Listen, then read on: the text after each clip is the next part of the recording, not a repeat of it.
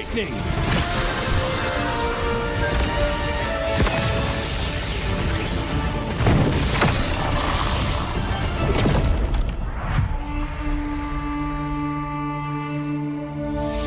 All that lies below is under my vigil!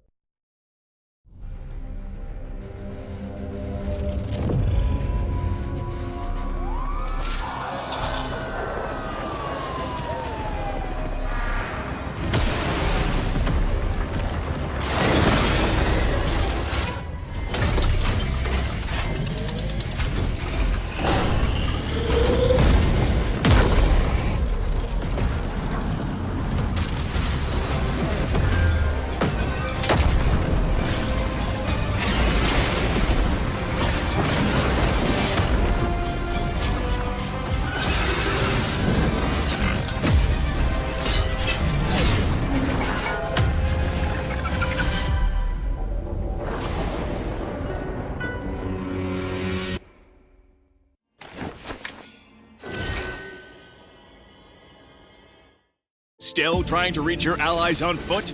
Still stuck navigating terrain when the fight's already over?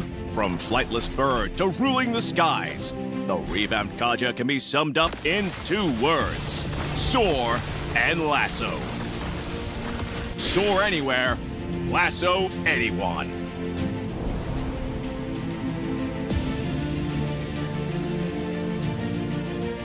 First up, Kaja's passive skill.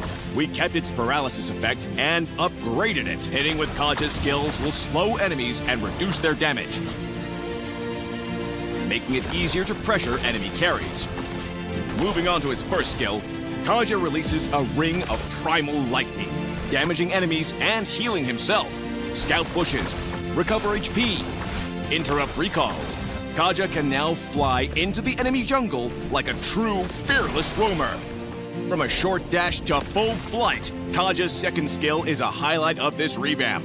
Kaja dashes to the target area before entering the soaring state. While soaring, Kaja can fly over terrain and his basic attacks become AoE. In this state, his second skill's cooldown is shortened, and hitting an enemy hero with it reactivates his soaring state. So don't panic when a melee enemy is on you.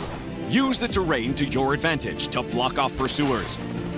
Kaja's ultimate received the biggest change, from solo gank to a setter's dream. Kaja's whip now lassos an entire area, trapping enemies inside. He can then drag them along while the lasso tightens. Since the ultimate has a cast delay, timing is key. Aim for the enemy carry in the backline. For Kaja's skill priority, if the team needs fast wave clear, pick up his first skill first. To invade the enemy jungle and apply early pressure, go with the second skill first. Prioritize upgrading the first skill afterward in either case. For combos, try out these 2. In the laning phase, use Kaja's first skill to poke and recover HP. If the enemy engages, use his second skill to take off, then kite with his aerial basic attacks. Kite when attacked, attack when they're out of steam. For initiating teamfights, use Kaja's second skill to soar. Use the terrain to reposition.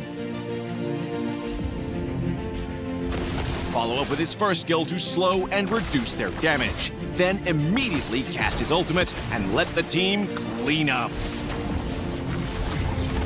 Now, let's talk matchups.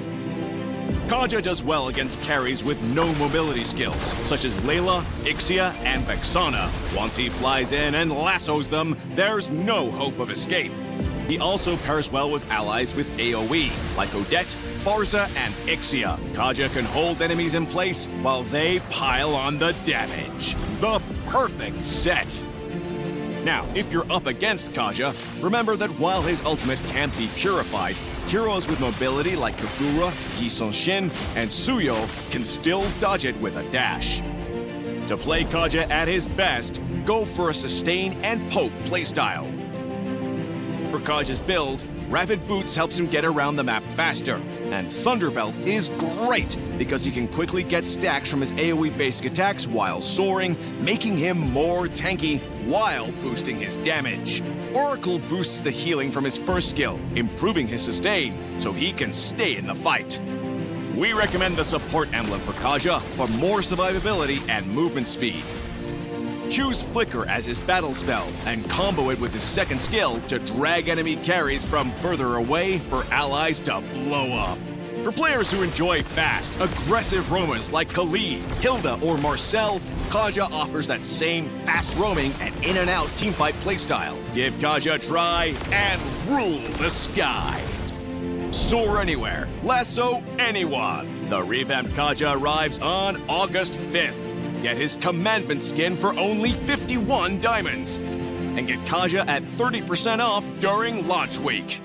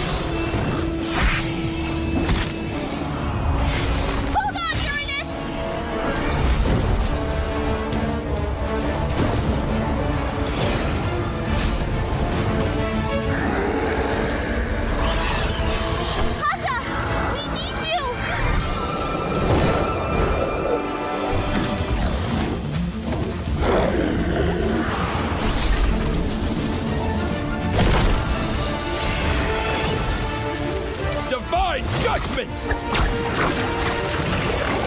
Witness the power of pure lightning!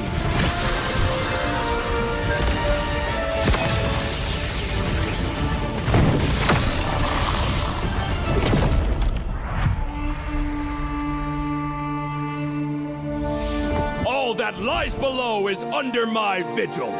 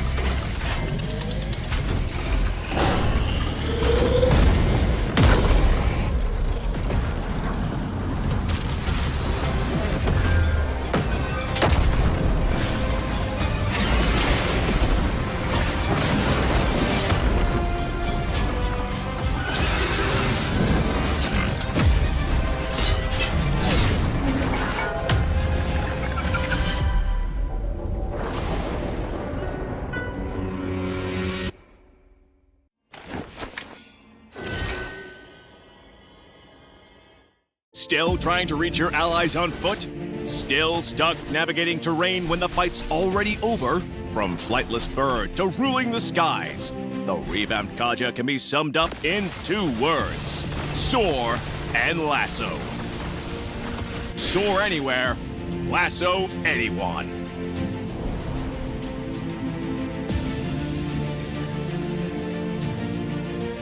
First up, Kaja's passive skill. We kept its paralysis effect and upgraded it. Hitting with Kaja's skills will slow enemies and reduce their damage, making it easier to pressure enemy carries. Moving on to his first skill, Kaja releases a ring of primal lightning, damaging enemies and healing himself. Scout pushes, recover HP, interrupt recalls. Kaja can now fly into the enemy jungle like a true fearless roamer. From a short dash to full flight, Kaja's second skill is a highlight of this revamp. Kaja dashes to the target area before entering the soaring state. While soaring, Kaja can fly over terrain and his basic attacks become AoE. In this state, his second skill's cooldown is shortened, and hitting an enemy hero with it reactivates his soaring state. So don't panic when a melee enemy is on you. Use the terrain to your advantage to block off pursuers. Kaja's ultimate received the biggest change, from solo gank to a setter's dream. Kaja's whip now lassos an entire area, trapping enemies inside. He can then drag them along while the lasso tightens. Since the ultimate has a cast delay, timing is key. Aim for the enemy carry in the backline. For Kaja's skill priority, if the team needs fast wave clear, pick up his first skill first. To invade the enemy jungle and apply early pressure, go with the second skill first. Prioritize upgrading the first skill afterward in either case. For combos, try out these 2. In the laning phase, use Kaja's first skill to poke and recover HP. If the enemy engages, use his second skill to take off. Then kite with his aerial basic attacks. Kite when attacked. Attack when they're out of steam. For initiating teamfights, use Kaja's second skill to soar. Use the terrain to reposition. Follow up with his first skill to slow and reduce their damage. Then immediately cast his ultimate and let the team clean up. Now, let's talk matchups. Kaja does well against carries with no mobility skills, such as Layla, Ixia, and Vexana. Once he flies in and lassos them, there's no hope of escape. He also pairs well with allies with AoE, like Odette, Barza, and Ixia. Kaja can hold enemies in place while they pile on the damage. The perfect set! Now, if you're up against Kaja, remember that while his ultimate can't be purified, heroes with mobility like Kagura, Gisonshin, and Suyo can still dodge it with a dash. To play Kaja at his best, go for a sustain and poke playstyle. For Kaja's build, Rapid Boots helps him get around the map faster, and Thunderbelt is great because he can quickly get stacks from his AoE basic attacks while soaring, making him more tanky while boosting his damage. Oracle boosts the healing from his first skill, improving his sustain so he can stay in the fight. We recommend the support emblem for Kaja for more survivability and movement speed. Choose Flicker as his battle spell and combo it with his second skill to drag enemy carries from further away for allies to blow up. For players who enjoy fast, aggressive roamers like Khalid, Hilda, or Marcel, Kaja offers that same fast roaming and in-and-out teamfight playstyle. Give Kaja a try and rule the sky. Soar anywhere, lasso anyone. The revamped Kaja arrives on August 5th. Get his commandment skin for only 51 diamonds. And get Kaja at 30% off during launch week.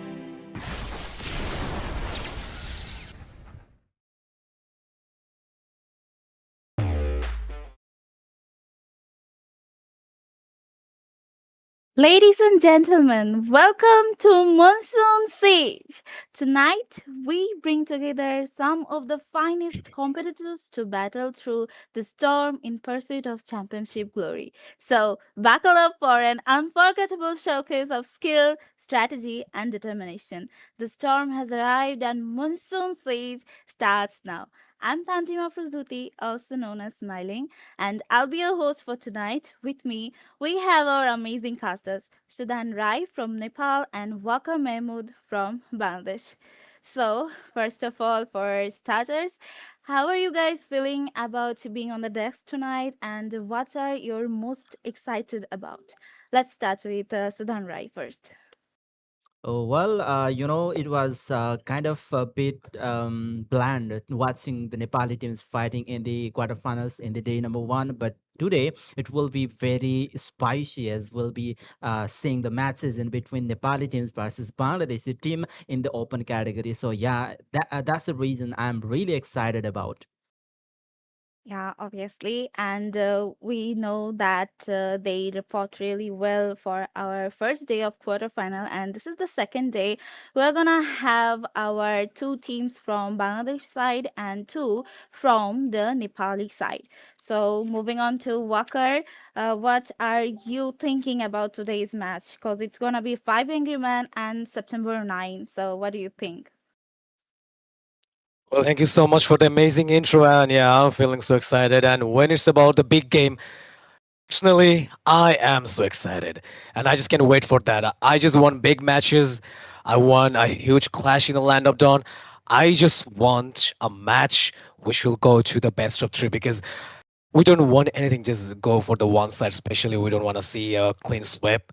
So, in my opinion, I just want to witness a devastating match between two better team, one from Bangladesh, one from Nepal. I'm not expecting too much because whenever I just expect too much, in the end, everything just ended up just being zero. So I'm just being positive and optimistic here in the Land of Dawn. So right now we are in the drafting section. It's all about five Angry Men versus SEP September. No, this is not October Sky. It's September Sky. No, it's not a Sky. It's nine. So it's all about drafting right now. The most crucial part of this game, and this draft will decide which team will get the upper hand in this tournament. And don't forget, we have giveaways. We have a lot of things to give you guys. Just all you have to do, share the stream, be in the stream, and support Mobile Legend Bang Bang. This type of tournaments just keep coming in the Land of Dawn in Bangladesh and Nepal. So yeah, right now I'm just moving on to the drafting section and starting things up with our Nepali boys, Sudin Roy. So yeah, for now we can see the last ever ban for the first phase is about to happen. But before that, there is Hirara, Esmeralda, and Zusin getting banned out from Angry Men. Maybe they are targeting. They were trying, but no. Well, Pagoda is already banned from the side of Team September 9. Well, Hugh's ultimates are left open. So I guess Atlas and Vanitina could be picked from the side of Team September 9. Yeah. I'd like to ask Walker that is there any hero that you personally expect to see or I ban just want to during see Lancelot. I just want to see Lancelot. I just want to see the Royal Knight here in the Land of Dawn. I just don't care what you just go for. Like you could go for his Minnesota or you can go for the Ruby. I just don't personally care. Even you just go for the Cobra bouncing ball, you can just stop every single puncture that I have. But I do love to see Assassin, especially Sudin knows better because whenever I see Assassin as a jungler, I just get overhyped. You know, I just love to see Assassin gameplay because whenever player just go for the tanky jungler. It just usually, you know what, this is just kind of boring. To see Basha in the jungler, to see sometimes it feels like um those tanky junglers are quite easy to play, but in this type of matches or professional matches, whenever the biggest teams are facing each other, in this type of situation, I do prefer having assassin. Yeah, yeah, I know you guys are gonna talk about the matches, but yeah, if you personally ask me, jungler, I would love to see assassin like Lancelot, Hayabusa, or even Fanny could be a very good decision. But okay, who cares? Because everybody just care about the meta. So yeah, as you guys can see from the side of Angry Men, there's a Melissa also. The father of Lila Nolan is also picked up from their side, which is a very good pick. High mobility hero, huge burst damage in the late game. It can also burst down any tanky heroes with the fracture. So yeah, I do appreciate that pick. And in the other side, picking up a Atlas at this stage without banning a Digi could be a little bit hazardous for them. But I don't know what exactly going on their mind. I mean, the September 9. Sudan, what do you just think? Like picking up a Atlas at this stage, is it good? What do you think? Yeah, mostly, he could kind of force out the spell like purify. That is why I guess that even though they could counter the initiation of those fatal links, still the backlines of the opponent can be left vulnerable because of the purification spell they have to force out. So for that reason, I guess it is good. But with the setup tank like Atlas, they are going for the poke kind of maze like Novaria. So that's where the question really arises here. So okay, what's gonna be their strategy in this game? I'm really um looking forward to see that. Maybe they are trying to go for the splits and pokes. So okay, it's gonna be really interesting. Yeah. Yeah, so since we know that Five Angry Men from Bangladesh is a really good team, they are strong and they are mostly like on top over any other teams of Bangladesh. So if you, Sudan, can just give one piece of advice to the players competing from Nepal, what would it be? For the pick, Yeah, for the pick. As far well, I as we guess saw that six from the each team they picked. So what do you think that what could it be? yeah, for that Novaria, I guess they forced it out because of the Nolan, and I guess they are going for something safer in their goal end too, to make that Nolan kind of a bit less usable in this game. So I'm not sure what are they going to pick in the goal lane. Meanwhile, the Atlas and Guinevere makes a really good combo, and with them, I don't think the damage is enough. So yeah, they'll be picking something that could compensate the damage in the goal lane. But maybe they also have the trade to pick some damage picks on their XP lane. For now, the Arlot is open, and yeah, at last as well as Guinevere can proc those Demon Glaze in for Arlot. Okay, as for the Five Angry Men, Wakar, how are they gonna defend or attack on their opponent? What do you think? Well, I think their things are going pretty well from their side because they have already secured the bail rig. Because whenever you just have a high fire rate marksman like Melissa or even Moscow, so you must need to secure tanks like Belric. Belric is a pure counter of this type of marksman. So yeah, securing it up, it is a very good option for them. It could be a little bit relieving from their side because there's no other tank that can easily melt down any marksman like Melissa. So technically, I don't see any counter because go away even can counter fatal links, or even in the late game Lavalo's bravest warrior is not all enough to take down the Melissa, the voodoo warrior, the voodoo girl. But I just want to say one thing, guys. How many times I need to tell you, like, just keep your name simple. I don't know how to pronounce the name. Only I can pronounce Chishti. Guys, just try to be a little bit simple. Keep things simple, okay? Never mind. All right, so there's a Sicilian from the side of Bangladeshi side. Angry Men, they picked up Sicilian. So right now they're just moving on to the late game strategy because Sicilian, after the, like out of the buff or the nerf Sicilian is just quite tricky to play these days because getting up the stacks and fixing the stacks is not that much easy. So Sicilian is not a bad option. And all right, so they're playing with the Purify. That is amazing because whenever you just have a Atlas in the other side, so you must need to defuse this Fatal Link. So yeah, that being said, so the comparison has been done from the both side, and let's see which team has the last laugh. Yeah, it's the game number one for the match number one of today. It's quarterfinal day two of the open category. And the first match is in between the team 5 Angry Men on the blue side and the red side. There we can see September 9. It is going to be best of 3 series. And yeah, any teams needs 2 wins to take the slot for the playoffs. Absolutely, and today we have giveaway worth 5k diamonds and 15k worth skins. So don't miss the stream, share with your friends, and comment right down below your game ID. So yeah, just watch the stream. It's a free diamond to get, and if you are lucky enough, then you'll have a chance to get the diamonds. So alright, a rampage begins in the land of dawn. It's all about Bangladesh versus Nepal. And we can see the early aggression, but then special migration, the knockup onto Sir Demon Flakes. But the poke isn't enough to obviously take him down. By the way, looking at the picks, if only the team September 9 had something that could be really good in the early stages, then they could have taken the early, lead due to the early mid domination, I would say. But with Novaria, it's really hard to get a win the mid rotation. Well, that being said, there's a clashes going on in the mid lane, and the strategy could be from the side of September 9, that is like finish the game in the early because they have the Guinevere, so it could easily push some spare damage in the early, splash damage with the Vile Requiem, and the strategy from the like the 5 Angry Men, it could be a late game strategy. Fracture, the first blood is taken by Rainbow. That was a very good start from the Bangladeshi side.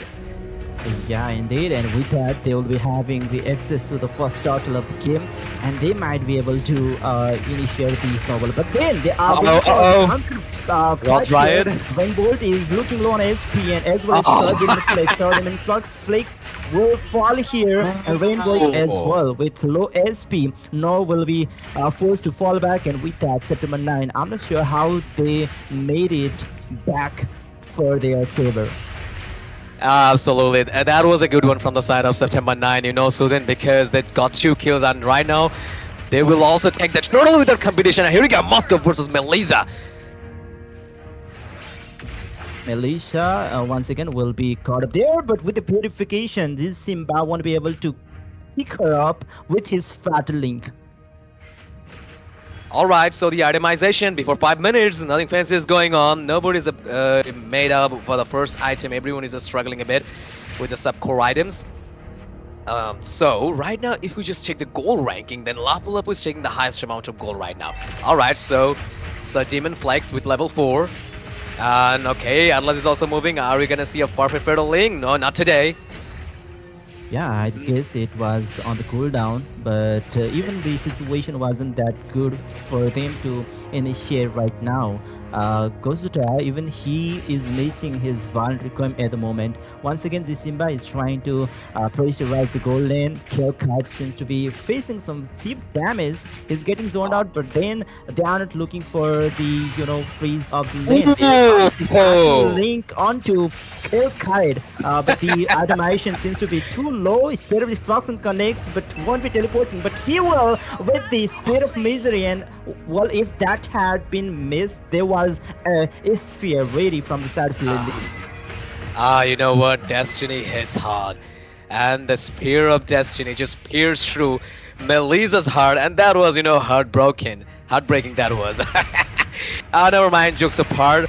Alright, so Sanguine Claws from Sicilian. Okay, so here we go. The Vision Validated Crime, and Rainbolt is down by Lapu Lapu, Bravest Warrior in the meantime, and Chichi's also taken down. Once again, here we go, the Airborne. Carmela is just trying to escape, but not today.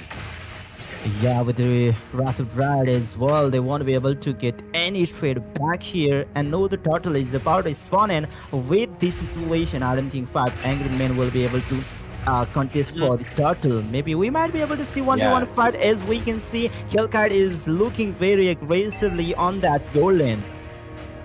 Absolutely, and I guess Sudan this time they will also take the turtle without. Red team has slain the turtle. And yes, September 9th, they're doing awesome here in the land of Dawn.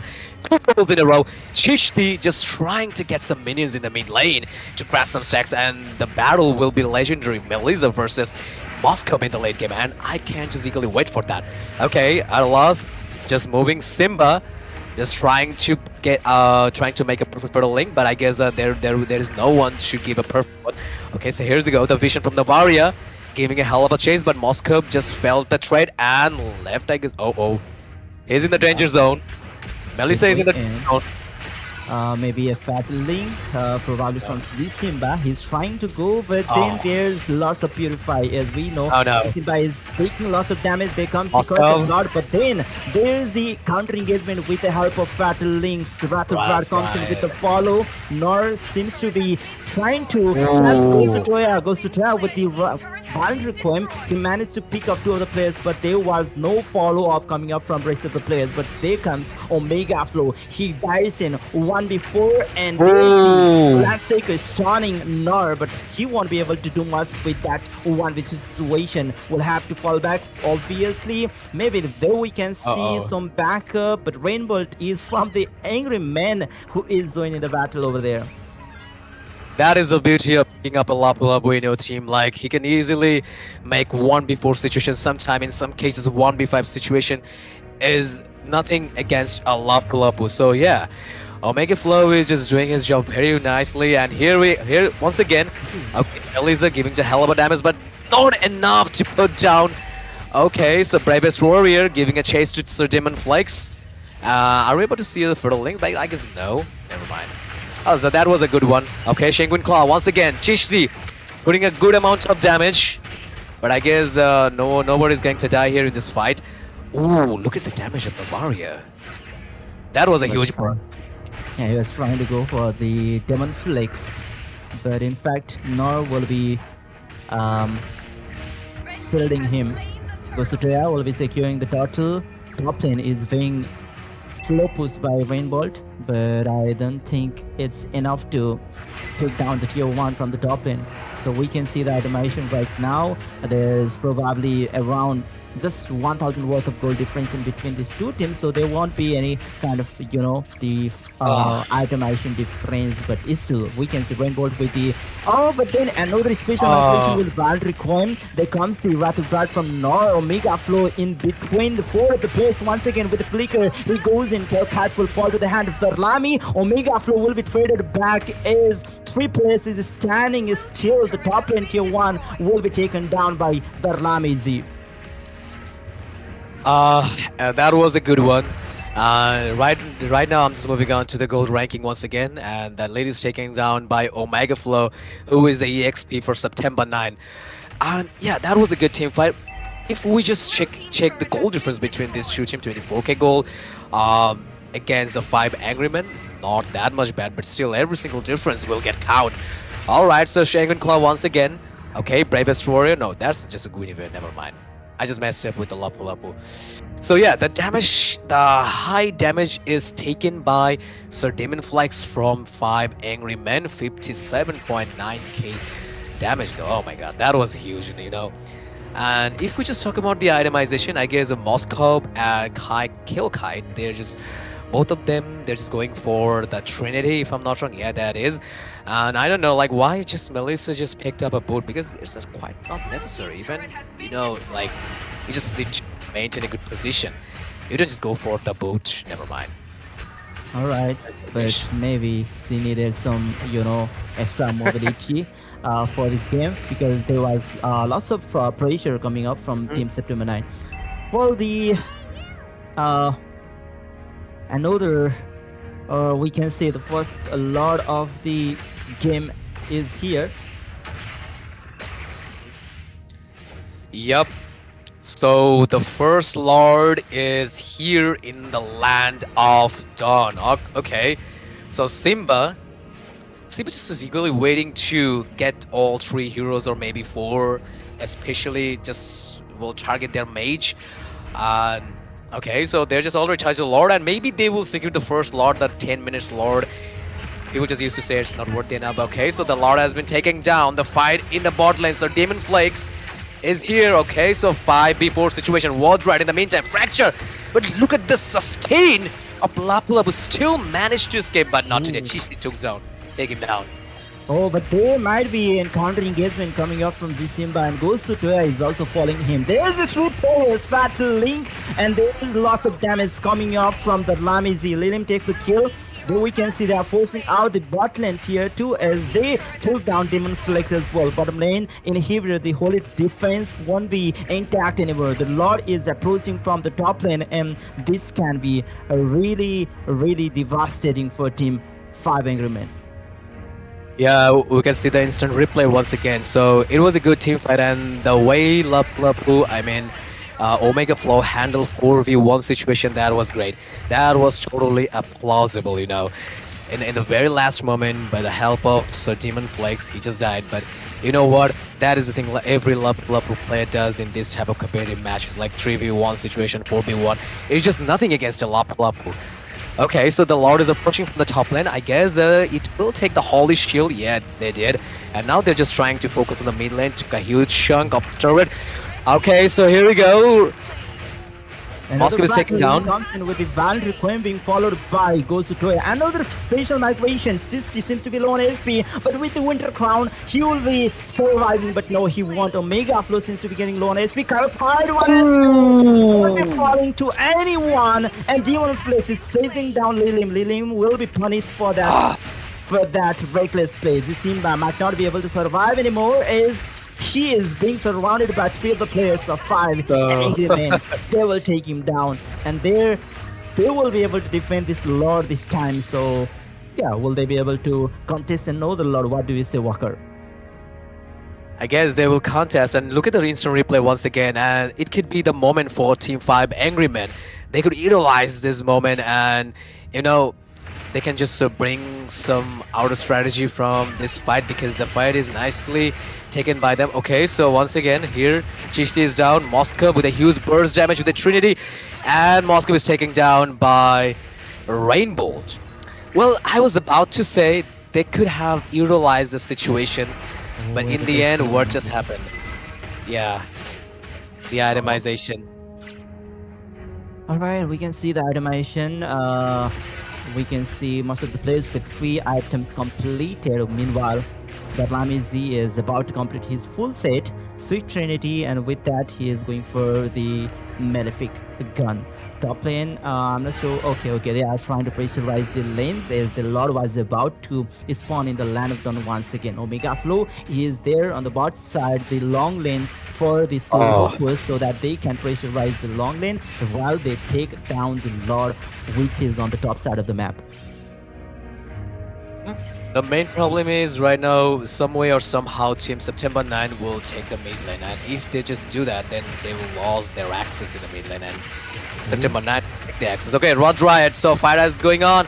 Okay, Cheesy taking a huge amount of damage, is taken by the Moscow, and in the meantime, Rainbow also took down Moscow very nicely. I guess we'll see a Valiant Requiem.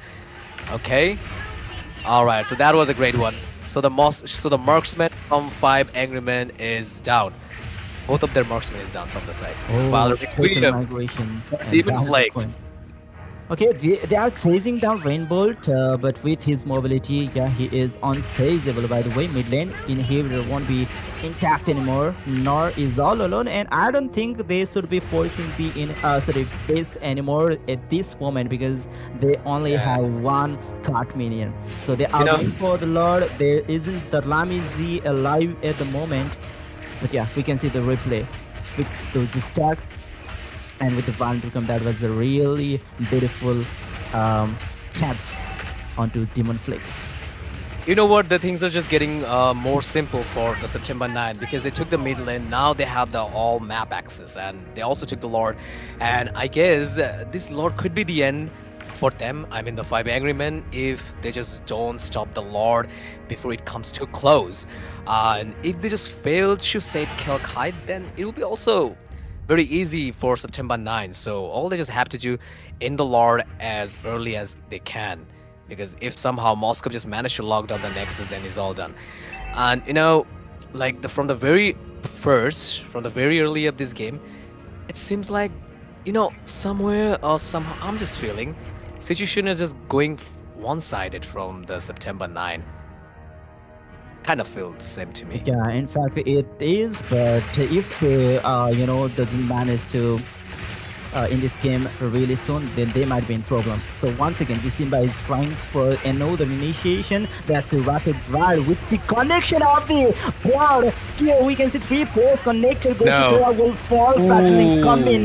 The two players Sister will fall. Two players still standing. In fact, there's three players to defend this base. Shokite is free hitting. The Simba is still alive. Was trying to zone out the players, but that's it. They don't have a very good maze to keep up the pressure there. Speed of destruction won't be connected from the Lamizi, so they will have to give up the push at the moment from this Lord, because there is no minion left for them to continue the push anymore.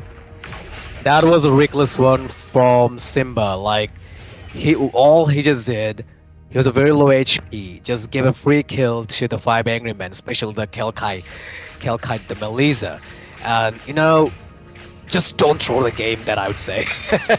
You just give a free kill to your enemy.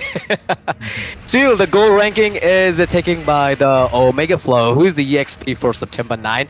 And I guess after 61 minutes, Lord will spawn again. And right now, at this situation, things are just going to the one-sided, especially to September 9, because they lost every single the main arm, the inhibitors, and only the Nexus is quite open. So it could be a little bit trouble for them, because Super Minion will keep coming row, and it will be hard to defend against the Super Minions.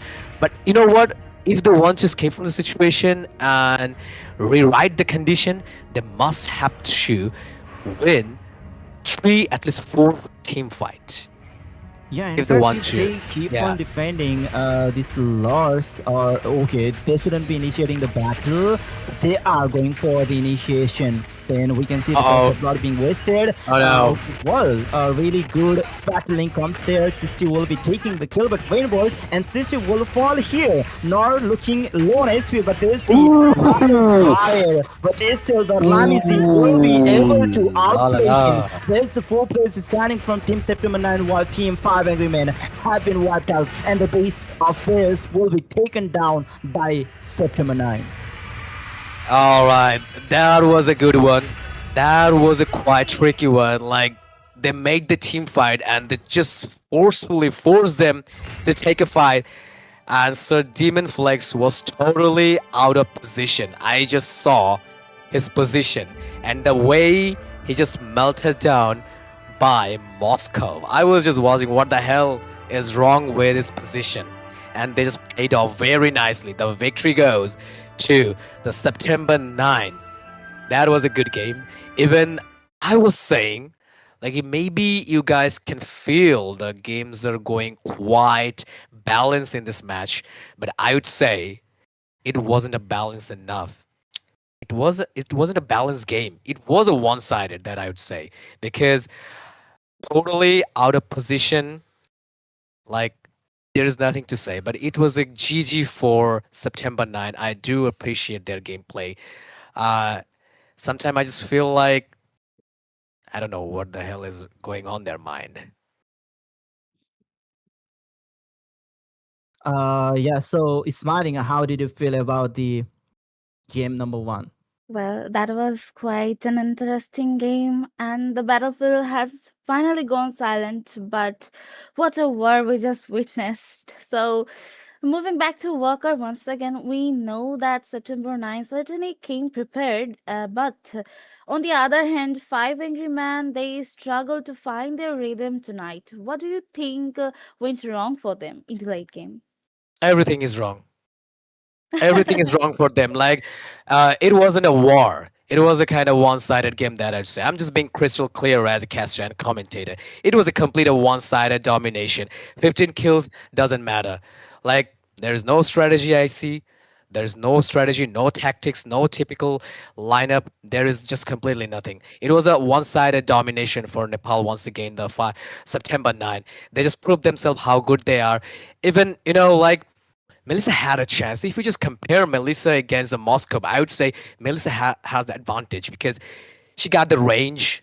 Even if you just go for the Malefic gun, you can easily outrange Moscow because we all know Mia and Moscow has a low, like the way they hit. No, there. I just don't have nothing to say. I don't have nothing to say. I'm just Yeah, speechless it's once again. it's completely understandable actually, because the There is way no they, strategy. There was no strategy yeah, at all. like It they was a quite were simple game. Just we fighting. regularly play in the rank match. So yeah, obviously we were just expecting something good from them, or the way they were playing, it was really disappointing. But on the other hand, I will say that they have another chance since it's the best of three matches. So obviously they might come back in the next one. What do you think? I hope so. As a caster, every time I just need to be optimistic, and that is what I'm doing. That is my job. Encourage you guys, give a well wish, and always be optimistic. Okay, that is what I'm doing. Let's see what happens. Yeah, and for the team from Nepal, September 9, what do you think, Sudan, that how are they going to perform? Like we know that in the first match, they literally Mhm. snowballed and they did really well till the end. So do you think they're gonna perform the same this time, or it's gonna be a comeback from Five Angry Men? Well, it depends upon the the draft, obviously. By the way, in the game number one, as per their mid lane pick, which was Novaria, I wasn't expecting the snowball. In fact, they lost the early 2 minutes of the game. But then in the turtle fight, I'm not sure what happens. Just the you know who was that? Maybe Omega Flow. He went in with that, Lapu Lapu, and he just turned the wave. But with that Novara in the mid pick, I wasn't expecting that kind of the, you know, snowball coming off from the team September 9. And in fact, the team 5 Angry Men, they could have came back if they, respected how their pick was, how their composition was. They had lots of, the late game composition, and they had the really great high ground defending with that Curse of Blood, with the Wrath of Dread combination. They can, in fact, turn the wave of the game. They can come back into any defense. So I was just, trying to say that they have to play defensively. They don't want to initiate in this game. But right after I say that, they initiated the battle. The Carmilla, she went into the the orange buff side of their map. Yeah. So finally, it's the crucial moment of the second round, which begins right now. So, how important do you guys think that this drafting phase will be in the deciding tonight's game? Always like drafting, as I say every single time whenever I'm in the desk. Like drafting is very important. Like this is the most crucial part of this game. If your draft is bad, then there is a small chance for you to get the upper hand in the match. So yeah, obviously, and I just want to see the September Vibe Angry Men's draft. The last time we saw a very bad positioning from Sir Demon Flex because they had everything they need. They had to purify. They had Carmela, the most sustainable tank, the most sustaining tank in the land of Dawn. But also, Carmela has a life steal. Carmela has a damage. Whenever you just have Carmela, you don't have to worry about the shield because the lady is the shield for you. They had every single thing, whatever they needed. But in the end, every single time, it just ended up being nothing. I was keeping my eyes on Sir Demon Flex position in the ball to top to XP, EXP to mid everywhere. It was a very bad positioning. Uh, yeah, we could expect a little bit more we do expect a little bit more from them because they made this far, and it's a regional event where like top players are competing each other. So at least you need to be more concerned what you're just doing. So all right, so moving up to the drafting once again. So there is a Esmeralda from the side of Five Angry Men, and the beauty is that I always love to see in this type of competitive matches. That is, there's assassin. As the link has been picked up by the September 9 team, and that is very good. I just can't wait to see the perfect, you know, uh, what is the ultimate? Never mind, I just forgot. I just can't wait for that to see a perfect lane gameplay from their side. Yeah, certainly. We expect that September 9 will do good as well from the Five Angry Men. We also expect that they are gonna make a comeback this time against their opponent, since we have some really chunky, strong heroes like a really good front lane. And already I spotted that Isun Sheen is already here, and we know that from Five Angry Men, their hyper is really good with Isun Sheen. So having Ling or Melissa on the side of September 9, what do you think, Sudan? This time, how are they going to play against the Five Angry Men? So obviously, if we can see their pick, I guess they are going for the odd leg ration kind of pick, not the full team fight kind of composition. In fact, their composition will be working in team fight as well because if the Selena is really good, in fact, there are lots of good Selena players in our region, and yeah, Lidim is also one of them. And if she or he manages to stun the backline, the core damage leader, then yeah, they can even win the team fights. And yeah, I guess they are. Whenever we see the Selena on the composition, they just go for the oddly snowball kind of play, like because Selena is really good, strong from the very level 2 of the game. I mean, whenever she hits level 2, she starts the she has her the power spike. Yeah, so obviously we have like some really good heroes on September 9th side, and we know that having Melissa, a marksman like her in the team, gives you a good upper hand. If she can't be shut down, then it will be a problem to the other, or as in their opponent, Five Angry Men. So what do you think, Walker, against Melissa or Selena? We know that the September 9 is going to, just be so aggressive this time. I guess, I hope so, because they know the flaws of Five Angry Men. So will they able to do something against them to defend or anything like that? First of all, team September 9, they will go for the hyper offensive because they have the Selena. All you just need to level 2 to strike your opponent, and they will do that. Definitely, they will go for the hyper offensive, and that will be the basic strategy for them. And you know what? They will try the game as early as possible, between 9 to 11 or 12 minutes highest. So that is the strategy for them. So from their side, that is so simple strategy in the game as early as possible from your side. And in the other side, if we just see the lineup again, I don't know.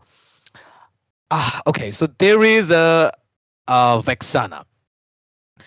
I don't think Vexana is a good fit for this game because if you see the lineup of September 9, then there's a link. Obviously, you can't get link so easily. You can't just put your hand on link Yeah. so easily because that peacock just move here from there, wall to wall. It's not that easy to catch him up.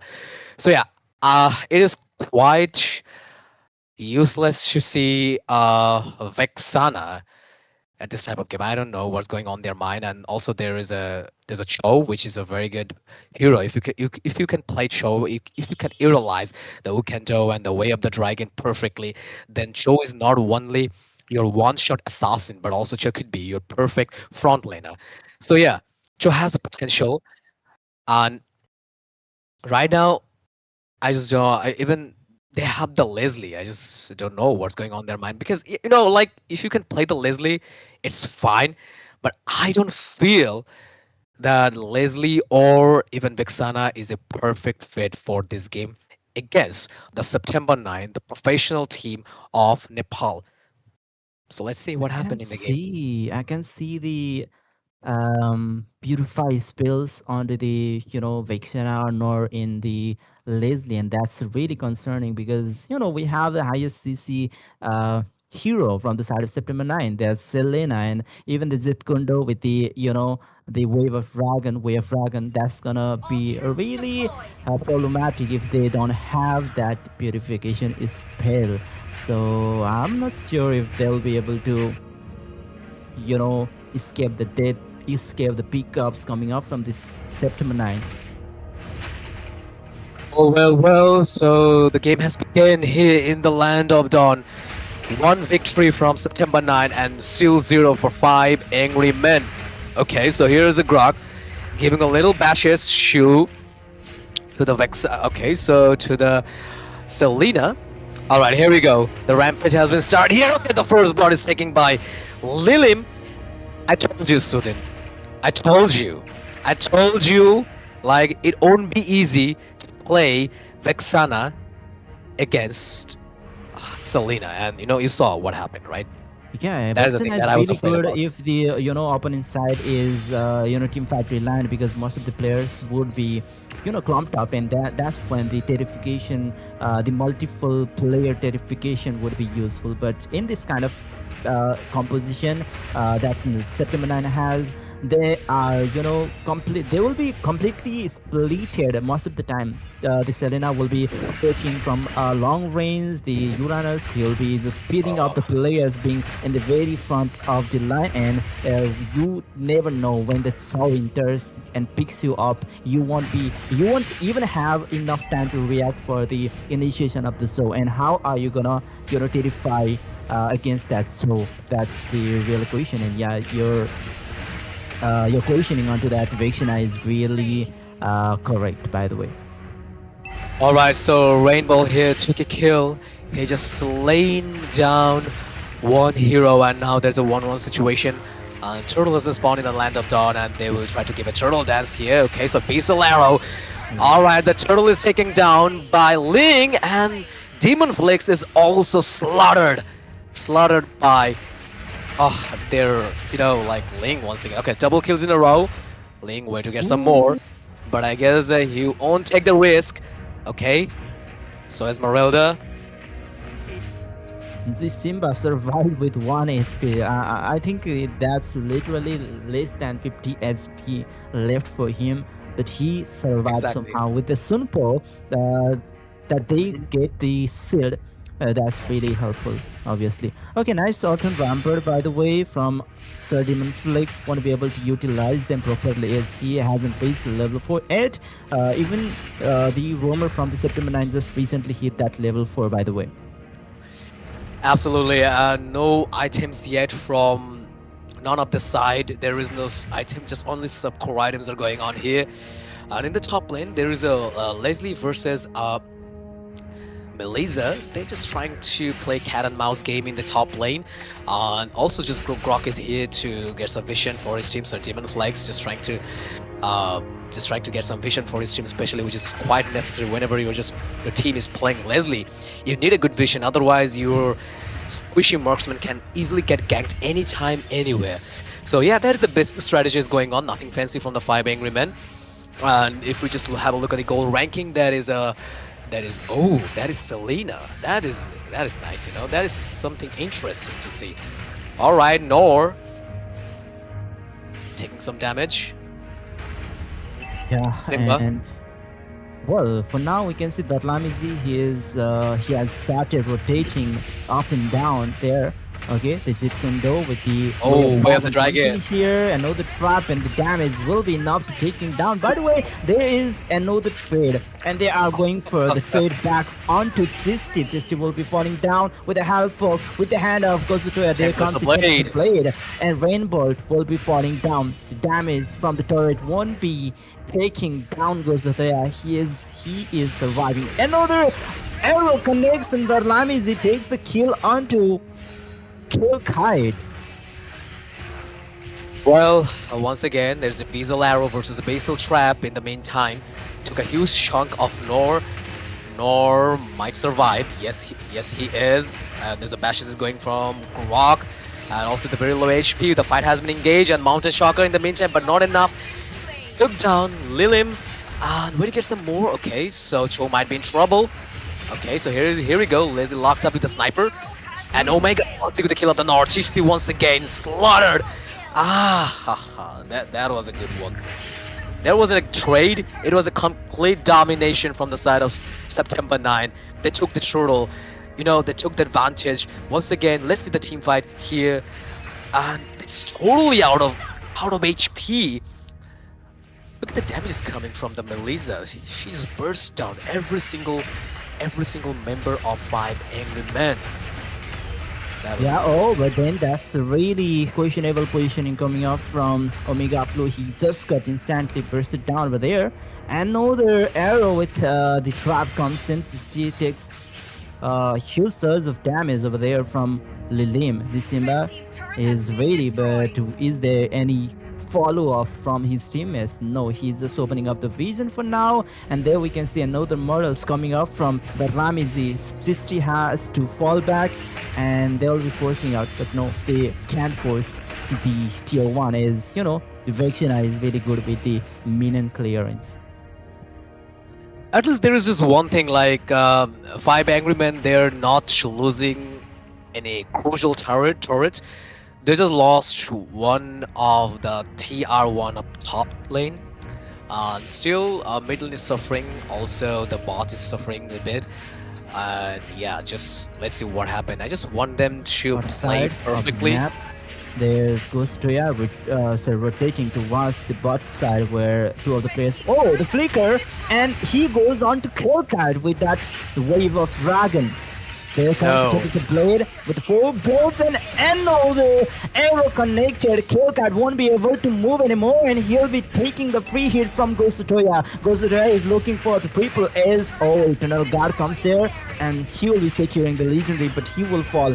He'll be sorted down, and shot down kill goes to the hand of Reinhardt. Another initiation over there. We can see, oh, Bolt is getting 1 SP. That Lami takes another kill, and that's mega kill for the Ramizi.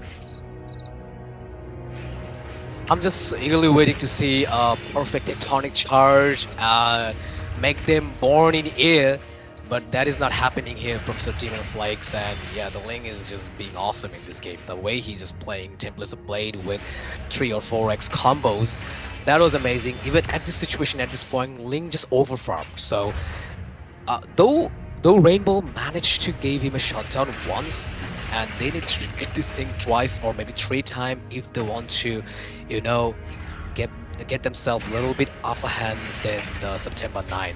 So let's move on to the itemization. So okay, so Rainbow is taking down. That was a bad sign from them. Templars of Blade, we're able to see 2x combo. 1 is enough. Okay. Yeah, that placement of Southern Rampart seems perfect. That you know, just interrupted the initiation, and even the rest of the blades weren't in the reach of Gosutoya. But okay, they are trying to force out the top lane only defense. But before that, Kite will be falling down, and with the instant burst of Lilim, he won't be able to survive. And they are even trying to force out the mid lane inhibitor for the defense, but there's Siskiyou with her Vexana, and she will be saving the holy defense at the moment. And the first lord of the game is spawns here on the Land of Dawn. No holy defense, no holy stuff won't work at this situation. Okay, so there's the perfect. We can do it with the way of the dragon. But Simba is taking down. Okay, so tectonic charge by Grok. Alright, Lily might be in trouble, losing HP. One last shot is enough to take him down. It was a good one. But the thing that I was about to say, no holy stuff will work until you just give your best shot in the game. And still that I'm gonna say, things are just going one-sided for Team 5 Angry Men. Still 7 kills, and in the other hand, 19, almost 20 kills in a row. The goal difference is much huge. There's a 5 or 6 kill difference right now between these two teams. They must have to win 3 more fights. The top lane is must have with to the win. Scopus, and there we can see 4v5 situation once again will be initiated. We can see Clay's lone HP will fall, and that's double kill for Gosutoya. But Gosutoya, still has his Tempest Blade, and he is going in for triple kill. Not since lone HP, there's comes the Tempest Blade, but won't be able to go in because He's just mocking up. Wave left for the team. September 9, they will be taking down the top lane inhibitor. There's another holy defense getting taken down, and with that I guess they might go for the floor finally. They were just forcing it out. They were just very how do I say, they were just trying too much for that holy defense, sorry, the inhibitor turret for the top lane before the Lord. Absolutely. Let's have a look at the itemization. There's a physical penetration for Ling. Also, there is a hash clock combined with the Berserker's Fury, which will help Clint to hit the crate. And in the other side, there's a casual build going on there for the Rainbow. Nothing fancy enough. Ling once again seeking the Lord. And it could be, or it might be the end for Team 5 Angry Men. The thing that no holy stuff won't work at this situation. Because the way they're playing 5 Angry Men. Ooh, there's a Templar's Blade.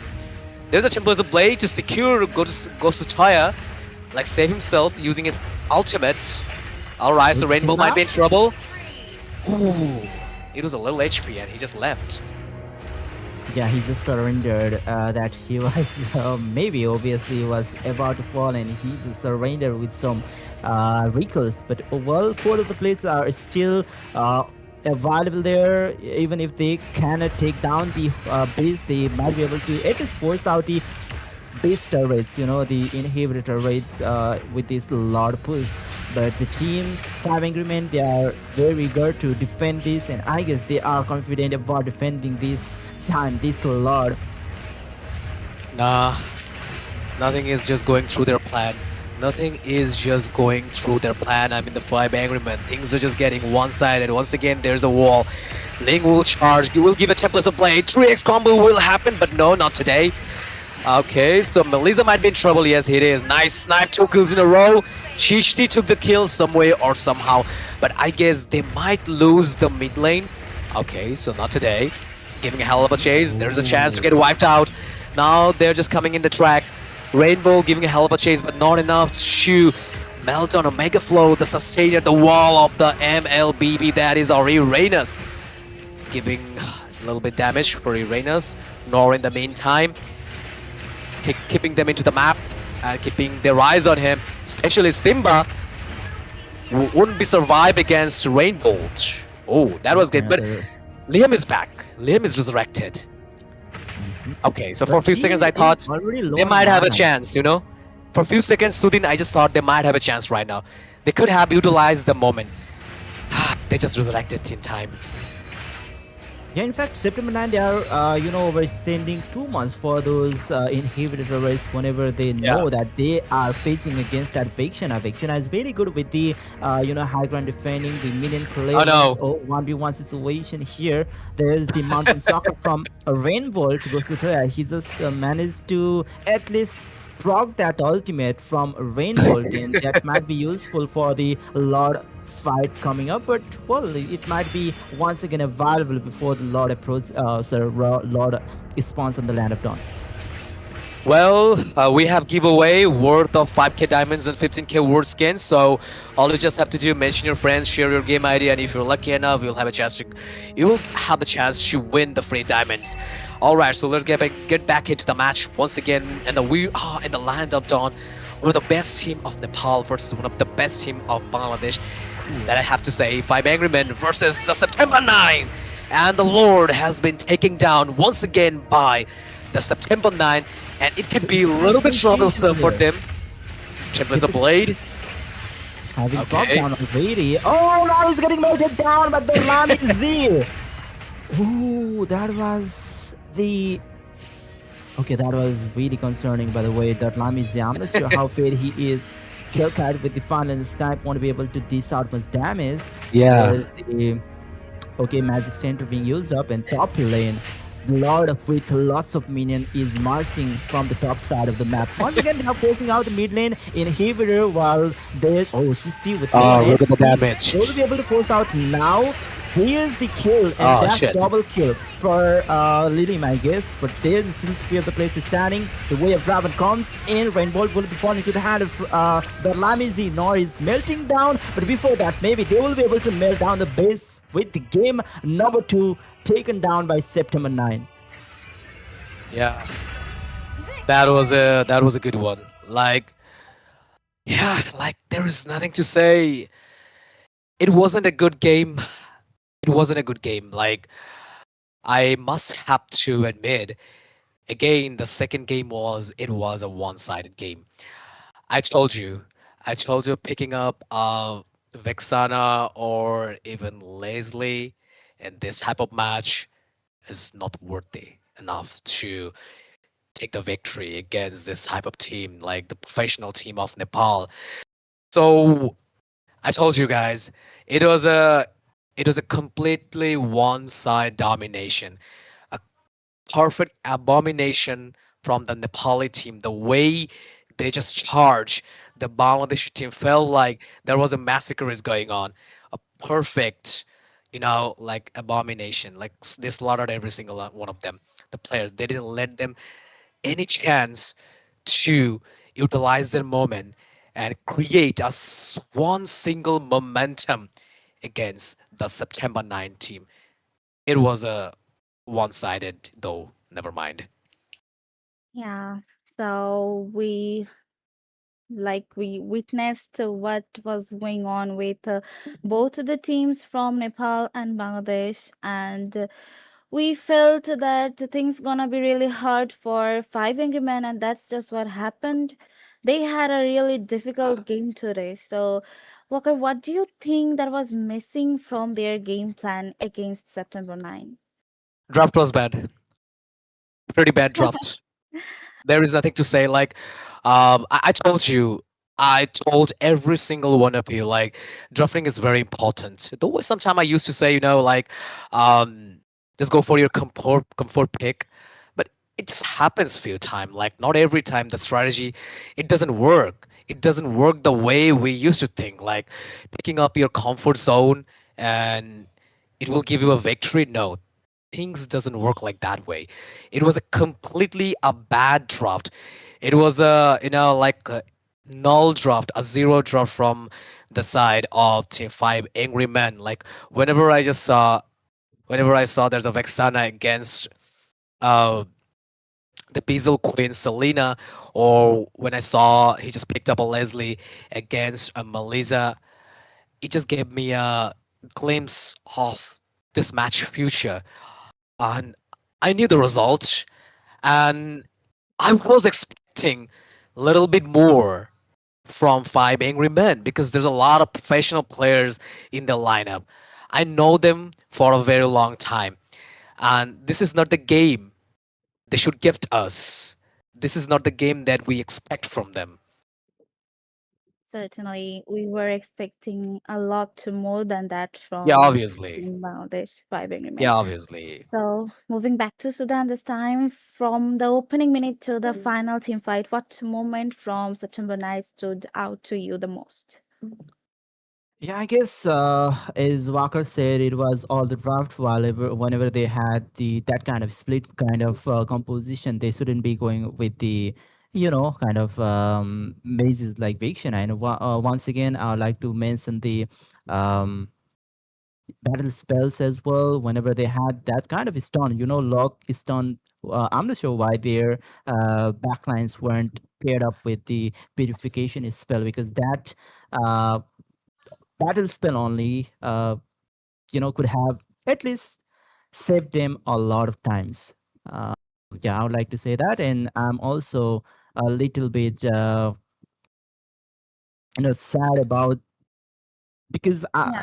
it's a regional tournament in between Nepal and Bangladesh, and we sadly only have one team left who could be hope for Bangladesh, or else this tournament won't be in facing anymore.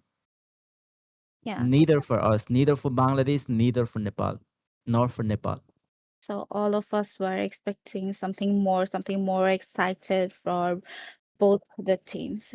So that was a really exciting moment, Ilian. Take a moment to catch your breath, casters, because when we return, the battlefield will be ready for another war, and it's gonna be all about Team Nepal and Bangladesh, and they are gonna be Red Valley Esports from Nepal and Kingsmen from Bangladesh. So stay tuned.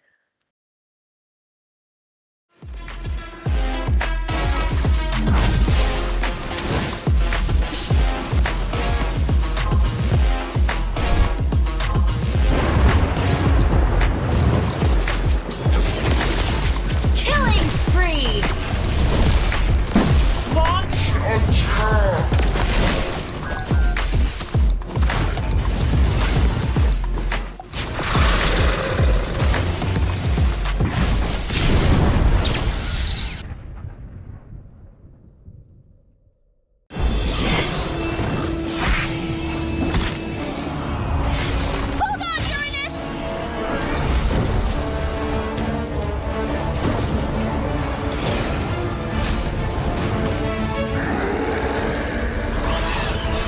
Pasha! We need you!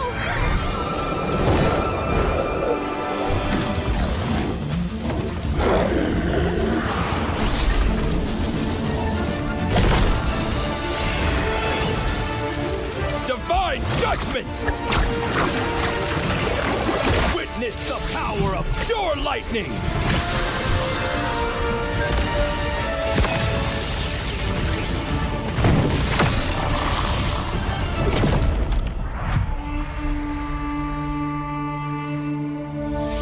All that lies below is under my vigil.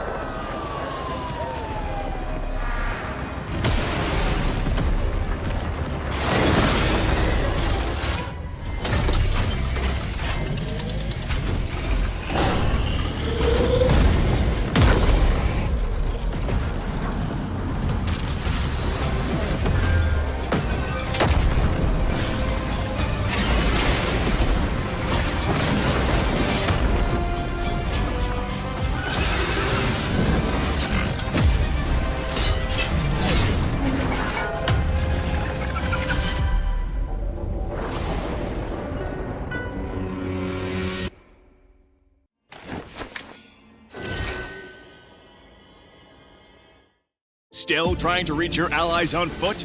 Still stuck navigating terrain when the fight's already over? From flightless bird to ruling the skies, the revamped Kaja can be summed up in 2 words: soar and lasso. Soar anywhere, lasso anyone.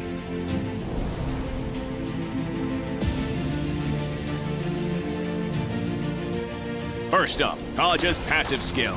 We kept its paralysis effect and upgraded it. Hitting with Kaja's skills will slow enemies and reduce their damage, making it easier to pressure enemy carries. Moving on to his first skill, Kaja releases a ring of primal lightning, damaging enemies and healing himself. Scout pushes, recover HP, interrupt recalls. Kaja can now fly into the enemy jungle like a true fearless roamer. From a short dash to full flight, Kaja's second skill is a highlight of this revamp. Kaja dashes to the target area before entering the soaring state. While soaring, Kaja can fly over terrain and his basic attacks become AoE. In this state, his second skill's cooldown is shortened, and hitting an enemy hero with it reactivates his soaring state. So don't panic when a melee enemy is on you. Use the terrain to your advantage to block off pursuers. Kaja's ultimate received the biggest change, from solo gank to a setter's dream. Kaja's whip now lassos an entire area, trapping enemies inside. He can then drag them along while the lasso tightens. Since the ultimate has a cast delay, timing is key. Aim for the enemy carry in the backline.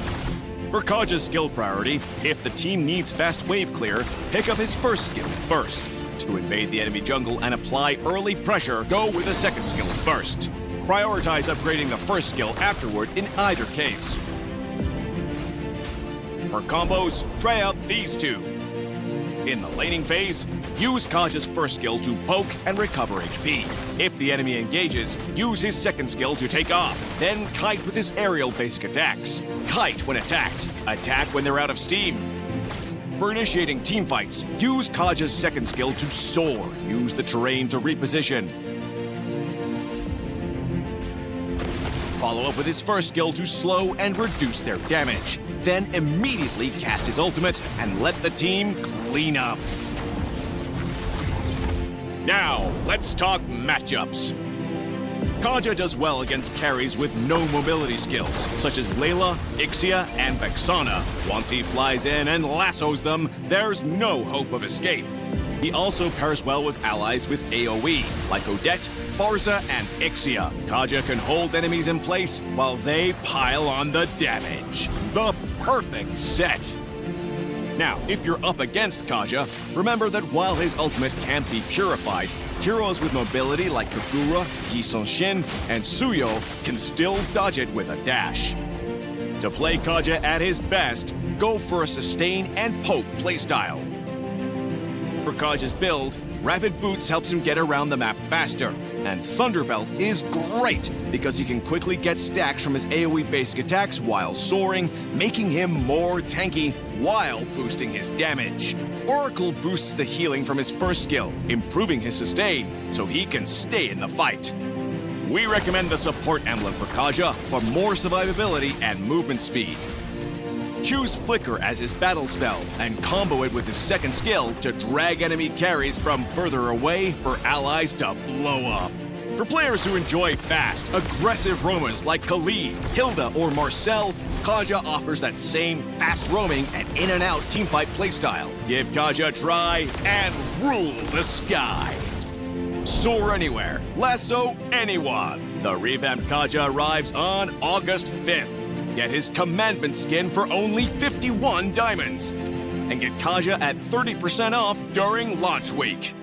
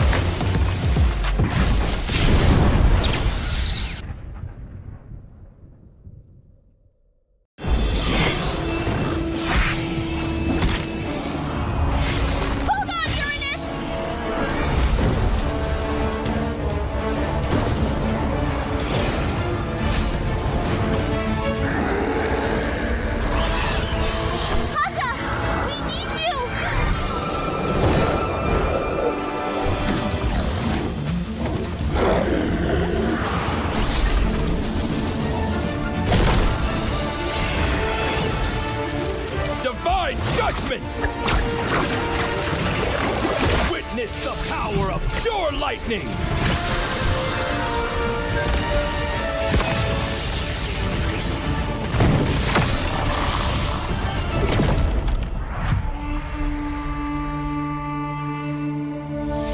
All that lies below is under my vigil!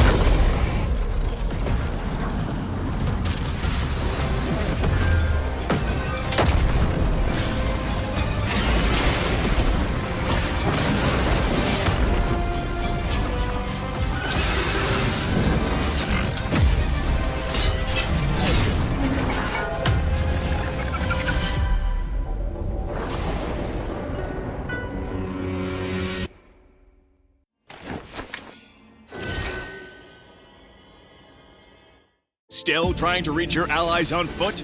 Still stuck navigating terrain when the fight's already over? From flightless bird to ruling the skies, the revamped Kaja can be summed up in 2 words: soar and lasso. Soar anywhere, lasso anyone.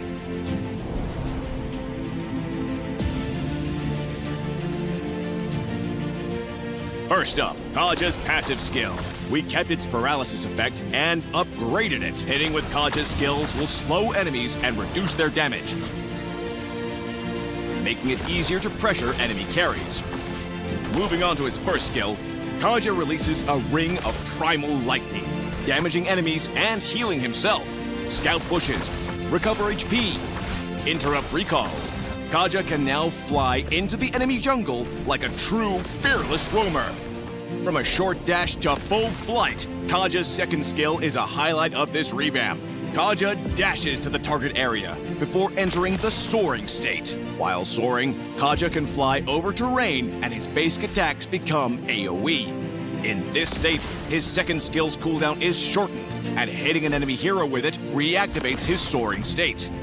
So don't panic when a melee enemy is on you. Use the terrain to your advantage to block off pursuers. Kaja's ultimate received the biggest change, from solo gank to a setter's dream. Kaja's whip now lassos an entire area, trapping enemies inside. He can then drag them along while the lasso tightens.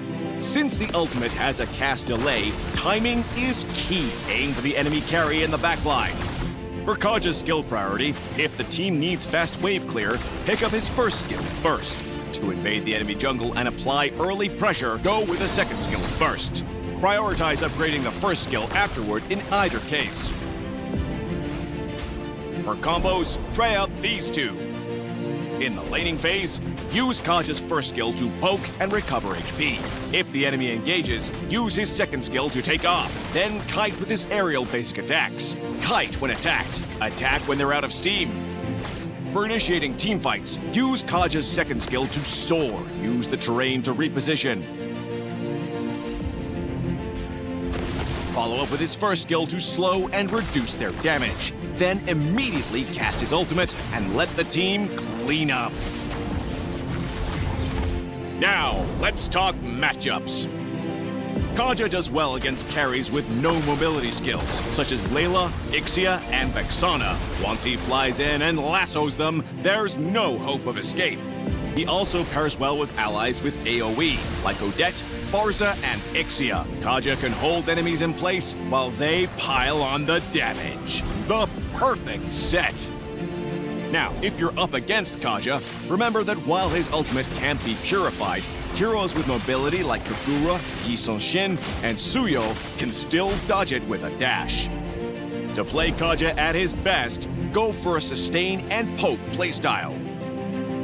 For Kaja's build, Rapid Boots helps him get around the map faster. And Thunderbelt is great because he can quickly get stacks from his AoE basic attacks while soaring, making him more tanky while boosting his damage.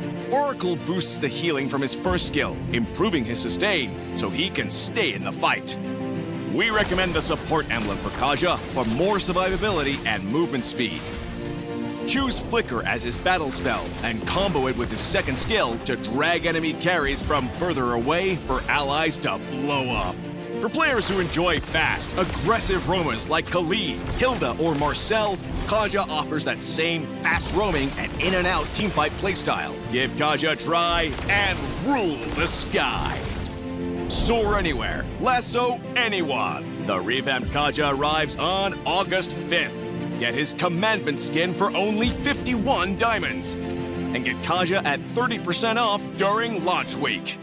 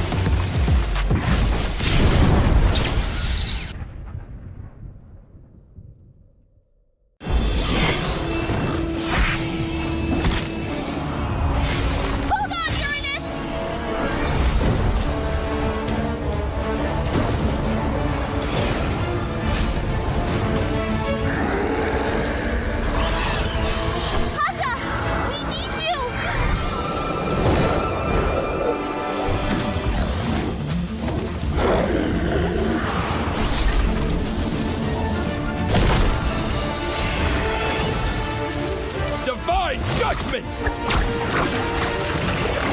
Witness the power of pure lightning!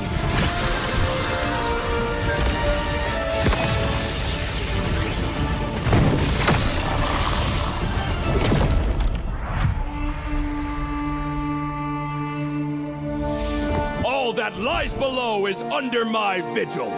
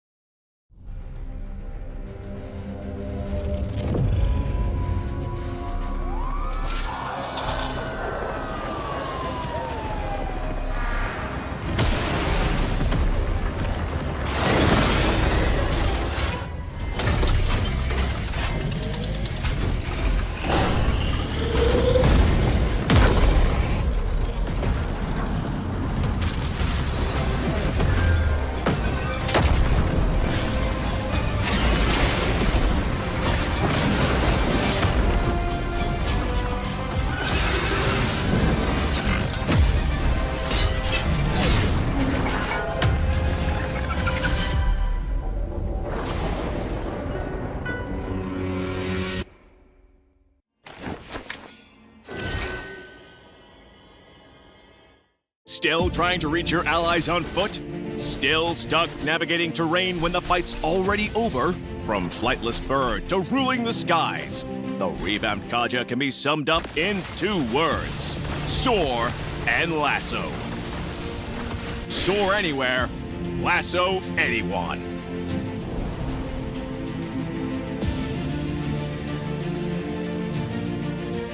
First up, Kaja's passive skill. We kept its paralysis effect and upgraded it. Hitting with Kaja's skills will slow enemies and reduce their damage, making it easier to pressure enemy carries. Moving on to his first skill, Kaja releases a ring of primal lightning, damaging enemies and healing himself.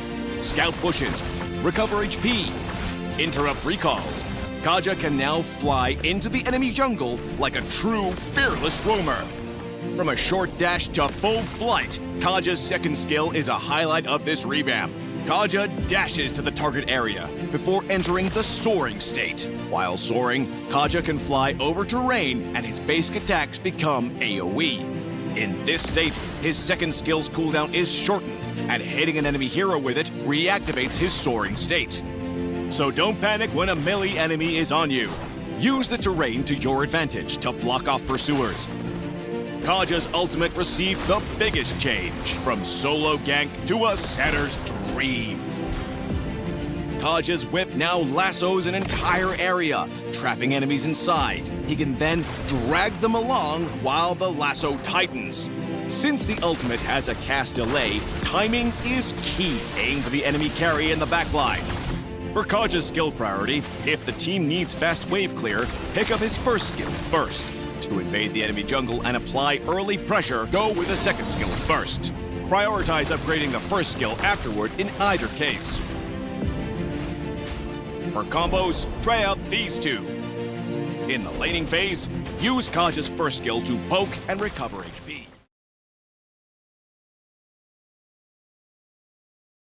So, hello everyone, and welcome back again to the Land of Dawn with Moonson Siege. And this time, I'm again Tanjima Froze. With me, we have Sudan Rai from Nepal, Wakar Mahmood from Bangladesh, as well as the last 2 teams. And that's gonna be Red Valley Sports from Nepal and Kingsmen from Bangladesh. So, what do you think, casters? Last time we saw a really hard match for the team Bangladesh, and we obviously want that this time they will do better. They will be able to beat each other, and it's gonna be a legendary night. So, what is your thought about this? So then you're gonna start, or you want me to start? Yeah, you may take over. Let's see. Let's hear from you. So this is the last hope for Bangladesh. One last run. If Kingsmen lose, the race of our country, Bangladesh, will get over. So this might be their last lap, or this might be their last run. But I just don't want to disappoint myself, and I don't have anything special to say. I know this team very well since from the very first beginning of my commentary career.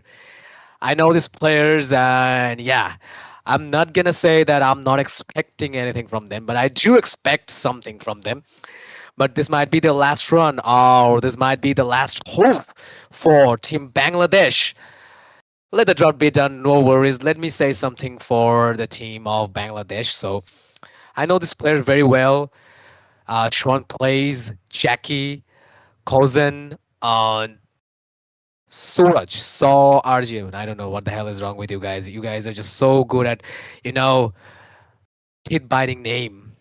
Okay, so all right. So today's game is all about Kingsmen versus Red Valley, one of the most favorite and good team from Nepal. That is Red Valley, and from the side of Bangladesh, Kingsmen is representing Bangladesh. So let's see, will they bring the hope for the country or not?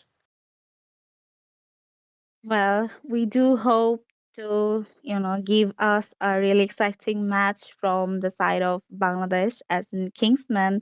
And as we all know that Kingsman is holding a really, scary position right now because if they're out, then Ooh, we are scary. gonna cry. We are We gonna are gonna definitely cry. cry. I'm already So moving crying. back. So moving back to Sudan, what do you think? Will you guys make us cry, or it's gonna be a chance for us to stay on the ground? Yeah, that's where I'm really in a tight spot, because from the POV of Bangladesh, the Kingsmen, they are the only hope for the open category. But if we look at the team Red Valley, suppose they are rising stars, they aren't the team who are in the, competitive scenario for very long. They are recently formed, they are recently, but it's still, they are doing really great in their local tournaments. They are competing against top teams from Nepal. So I'm really rooting for both sides equally. To be honest, I'm I cannot favor any of them according to the situation right now. Yeah, so we know that both from Bangladesh and Nepal, we are really worried about Bangladesh, I guess, as well as we know that Nepal's gonna beat them up and Bangladesh gonna do the same, of course. So we will move into the land of dawn after the crucial part of the match, the drafting phase. So what do you think, Walker? Last time you said that the draft was a bit, not lucky for the day. So is it gonna bring luck for Kingsman this time, or it's gonna be the same bad luck once again? I'm observing the situation. I'm observing. And before I just go to the drought, do you guys want me to shoot my last gas? Do you guys want me to scream? Do you guys want me to put the hype? Comment right down below. I'm watching you guys. So yeah, if you guys want me to put some hype for the BD team, comment right down below. I'll read the comment. So yeah, I'm hoping for the best, undoubtedly. No matter what I say in front of my mind, what exactly going on through my head, through my vein, through my heart, but still, I do want some hype, and I'm just being optimistic for my country. And yeah, they're the last hope. So yeah, I guess right now I just want to go to the drafting section. Starting things up with the Kingsmen, we can see one of the most devastating meta pick, that is Paquito, in the lineup. Also, Jackie picked up a Claude. So things are going quite smooth, and also they have one of the most perfect hero according to the situation, according to current meta. That is a glue, the super glue. And in the other side, there is a mistress of the lightning volt, Edora, also combined with Sparrow's Melissa, which is currently one of the best pick in the gold lane. So things are also going well, pretty well from their side. And also there's a Smeralda. She's good sustainer, can put some hell of a damage to the team, and can be the wall, the last standing wall in the late game with the sustainability. So things are going very well from their side. And honestly, I'm just being so positive this time. I'm just putting my last gas for Bangladesh. So yeah, I do want them. I do want them to win this damn match because they are the last hope. They are the last hope for Team Bangladesh, and they must have to win this game, no matter the cost. So, comment right down below. Do you guys want me to put my last gas and scream for the BD team?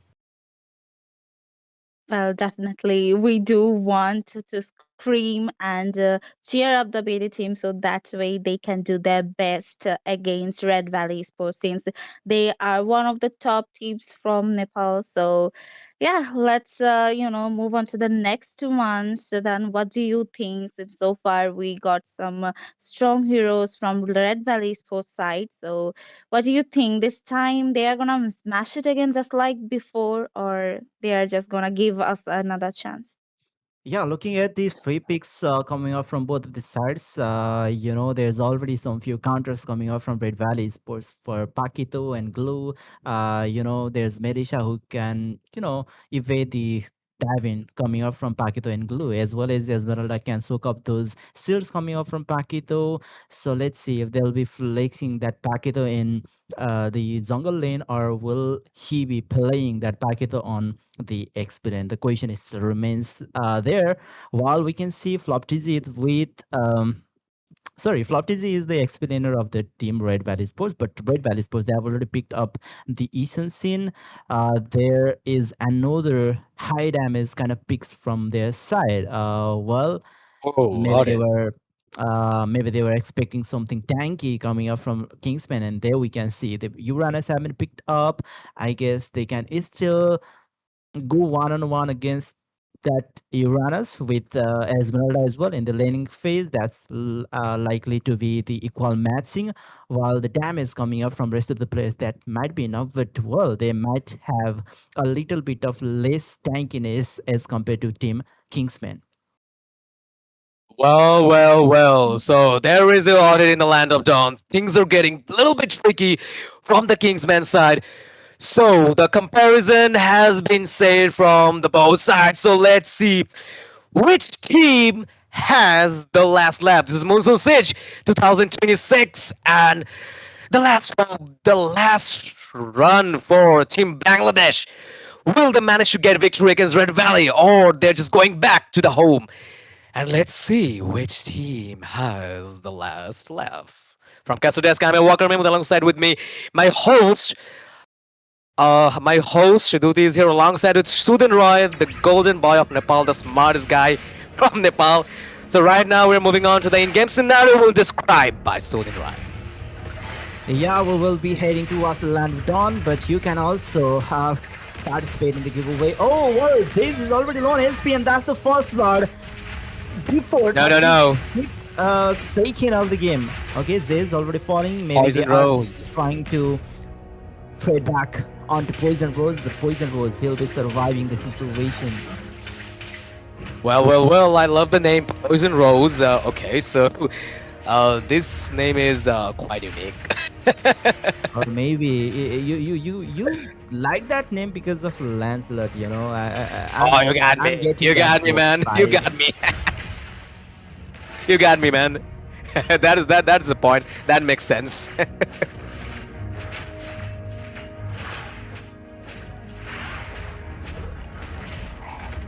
All right, so Red Valley took the advantage, one kill from their side, so that was a good start from them. Definitely a very good start, and not good start for Bangladesh. The last one kill, and yeah. So what do you think, Sudan? Which team will get the upper hand in this match? Yeah, they've already got one kill, and they've got the. Okay, they are trying to rotate towards the goal lane for now. I don't think if they'll be able to, get a really easy kill against something high mobile goal laner like Flood. So it depends upon the next first ever turtle. But they are already ganking on the mid lane while Zohan plays Phil really low on HP. Will have to forcefully fall back. There's Zaki coming in. Drago seems low on HP, but it's still Drago will be surviving, but Soars on the other side of the map will be securing the first ever turtle of the game, number 1. Well. So the first turtle is taken by Storage, and here we go, the Swan Song. And there is a kill. Volt has been taken down. There's a red in the buff. Okay. So buff, the red buff got reset, and there will be a fight here. Esmeralda is just trying to soak a few damage against the okay, Swan plays. There might be a huge team fight here. Mountain Shocker, here he goes. Alright, so Jackie might be in trouble with a very low HP, just trying to escape, but Poison Rose got his kill, 2 kills in a row, and 1 for Team Kingsmen. Ooh, Flatizi is down. He is down, never mind. And in the gold lane, there is a cat and mouse game is going on, Claude versus Melissa. Claude have to suffer a little bit in the early stage against Melissa because Quad's damage comes after, you know, your DHS or maybe half of 2 of your Trinity. So yeah, Claude have to suffer a little bit. Okay, so once again, Striker is down. Way to get some more Minus Fury. Not enough. Okay, so glue on glue on the back. Okay, so Quad might be in trouble. Poison Rose once again. Strong plays also might be in trouble with a very low HP, but unable to get rid from them. Yeah, that's another 2 kills for Red Valley Sports. Okay, so we seem to be preparing for ambush over there in the mid lane, but Poison Rose is repulsing with the really long rotation from the purple buff side. Looking at the replay here, we can see Zohan was too deep into the enemy territory, who was with grab onto Bolt, while he kind of shouldn't have gone for that approach because Ziz was already out of his Swan Song, and after that he went in for his grab. Once again, another Swan Song comes in, Bolt will be falling down, and once again, probably the Team Kingsmen will have the upper hand on this turtle. That was a nice Swan Song from Audit. And once again, Sean plays, giving a hell of a chase to Esmeralda. Mountain Shocker in the meantime with the Hover Sword, with the jams, and unstoppable for Poison Rose. I love the name, and he is just keeping my name. That was a good one. That was definitely a good one from the side of Red Valley. If we just talk about the Kingsmen, they're not that much behind. Okay, so Sorge giving a chase to Esmeralda. All right. Melissa with the high fire rate, damage is coming on. Okay, here we go. Now it is in trouble. Once again, it dies 331 KD, which is not that much good because it died 3 times. That doesn't sound well, Hussein is melting Drago. Yeah. Well, but he might get ganked up from 4 of the players of Red Valley Sports. If not being killed, he might lose the tier 1 from his lane. There comes the Mountain Soccer from Dragos. One plays is there to zone out the players, but he's getting melted with those models being connected from Sparrow and Drago. But he's busy, invading the creeps from the side of Team Kingsmen. Yeah, probably there was a little less chance of the successful gang, so he just utilized that some few seconds of his in invading the creeps over there. You know what, Shulman? They just need to they have to go for the hyper offensive because they're just playing as a jungler. So in the late game, they have to suffer a bit against Drago or even Sparrow or even Poison Rose. So they must have to go for the hyper offensive from the very early stage. They have to strike, they have to gang, and here we go. The Flatizi might be in trouble, Swan Song, but nobody home. So yeah, that is the objective. They're playing the hyper offensive for Team Kingsmen because that is the lineup. Zaki might be in trouble, yeah, he is. So what do you think about the hyper offensive gameplay from the Kingsmen? Yeah, they have to put a little bit in the front whenever you're just trying to play hyper offensive. Nobody knows what will happen. But at this lineup, they must have to follow that because they have to finish the game early. I guess if they want to play hyper offensive, they should be picking a right target, because Esmeralda is already tanky, and on top of that, she is with the purification spell. That's why their tank onto Flatizi aren't being very successful here. All right. So 7 kills in a row for the Red Valley.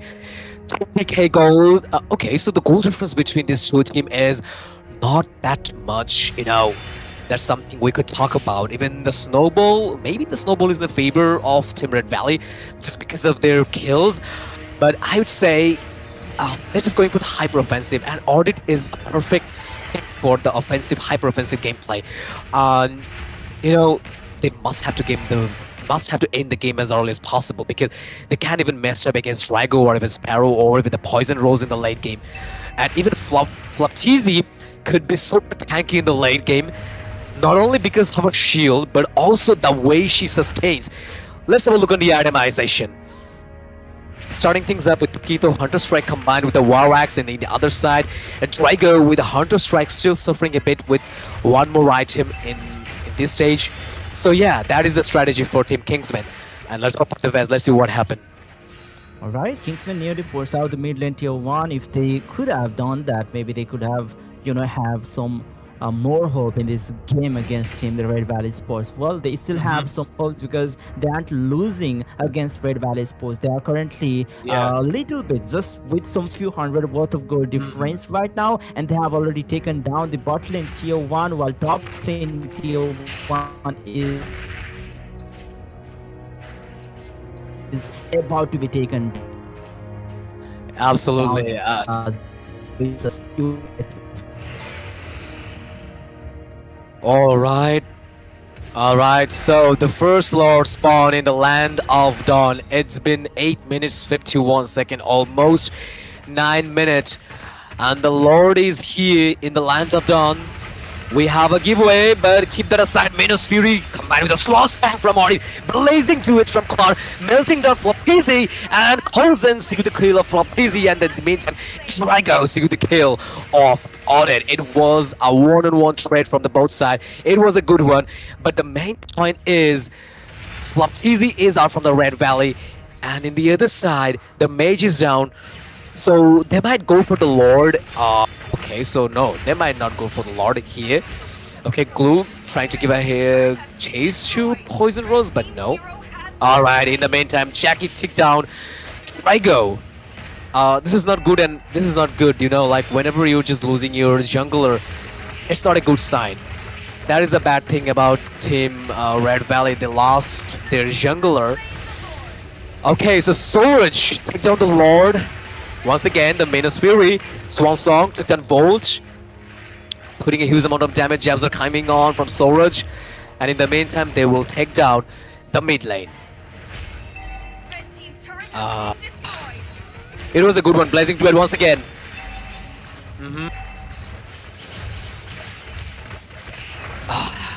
So it was a nice comeback for Team Kingsman side because from the early they were struggling a little bit against Team Red Valley, but right now they're just trying to cooperate the situation and utilizing their momentum. They took the Lord, and Lord is approaching from the top lane, and right now they will just pressurize one specific lane through the Lord, and they might go for the top tier 2, or maybe they will go for the mid lane. Yeah, Cloud is just trying to clear the mid lanes so that they can move on to the basic objective, the neural objective of this game. So moving on to the gold lane ranking, that is Coulson, 7.5k gold from the Bangladeshi side, the player of Kingsmen.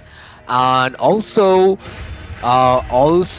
there is Swords, who is taking the lead right now. Moving on to the itemization, Claude with the Trinity, and in the other side, Melissa is also going for the Trinity. Swan Song with the Winter Crown, but no kills yet from their side. And there's a Hunter Strike, and also combined with the War Axe from Isan Shin.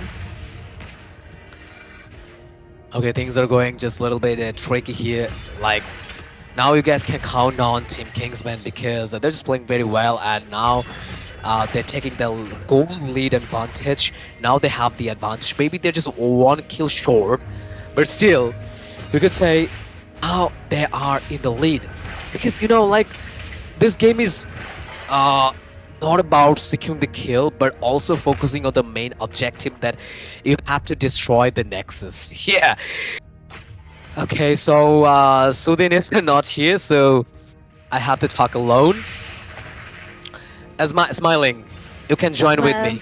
Not yet. You're not alone on this battle, as we to see that Kingsman is really doing great at this point against Red Valley Sports. So we think that if we look at the atomization right here, then I'll say that they are doing great as I see that Claude is about to end his build as well as Paquito is nearly closed. So things are really interesting at this point, and I think they can do their best to give us a victory this time. Well, well, well. So, comment right down below if you're supporting Team Kingsman from Bangladesh, and that could cheer them up a little bit because cheering is kind of like a caring. And share the stream. We have a giveaway. If you are lucky enough, then you could win some diamond via this tournament. All right, so Lord Dance has begun in the riverside, and Soul Rush putting a huge amount of damage and retribution. Stick with the Lord, and Minion Vol just trying to give a Minus Fury. Mountain Chocolate. Okay, so Jackie trying to get a safe position. Well, what a comeback this time again. They are into fight, chasing one more. But I think Red Valley Sports, they don't have the right spot. But look at the Swan Song once again.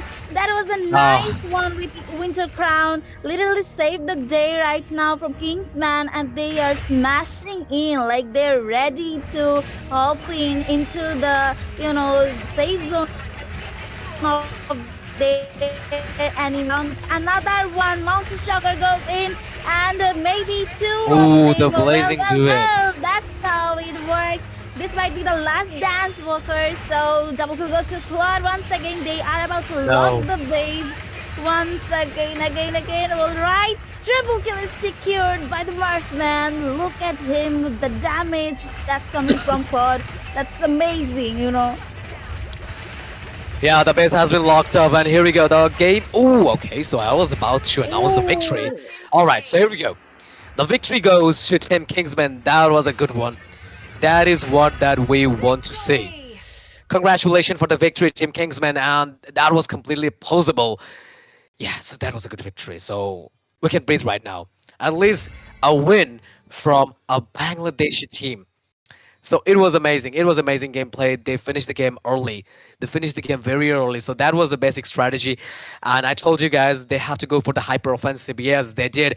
And they finished the game between, I guess, 12 minutes, never mind, or maybe 13 minutes, 12 minutes, whatever. It's between 12 to 13 minutes. And yeah, they just followed the basic objective of this game. And, like whenever you're just playing Paquito as a jungler, like heroes like Paquito, heroes like Mates, um, you need to finish the game as early. You need to go for the hyper offensive. Yeah. Though you have a Cloud in your team, though you have a Cloud in your team that needs a time to build up himself, but still, you need to go for the early finish strategy, early finishing strategy. So that is what they followed, and they succeed, and they win the first game against the Red Valley, one of the most OP team of Nepal. So congratulations, that is a build setup. You guys can copy. You guys can take the screenshot.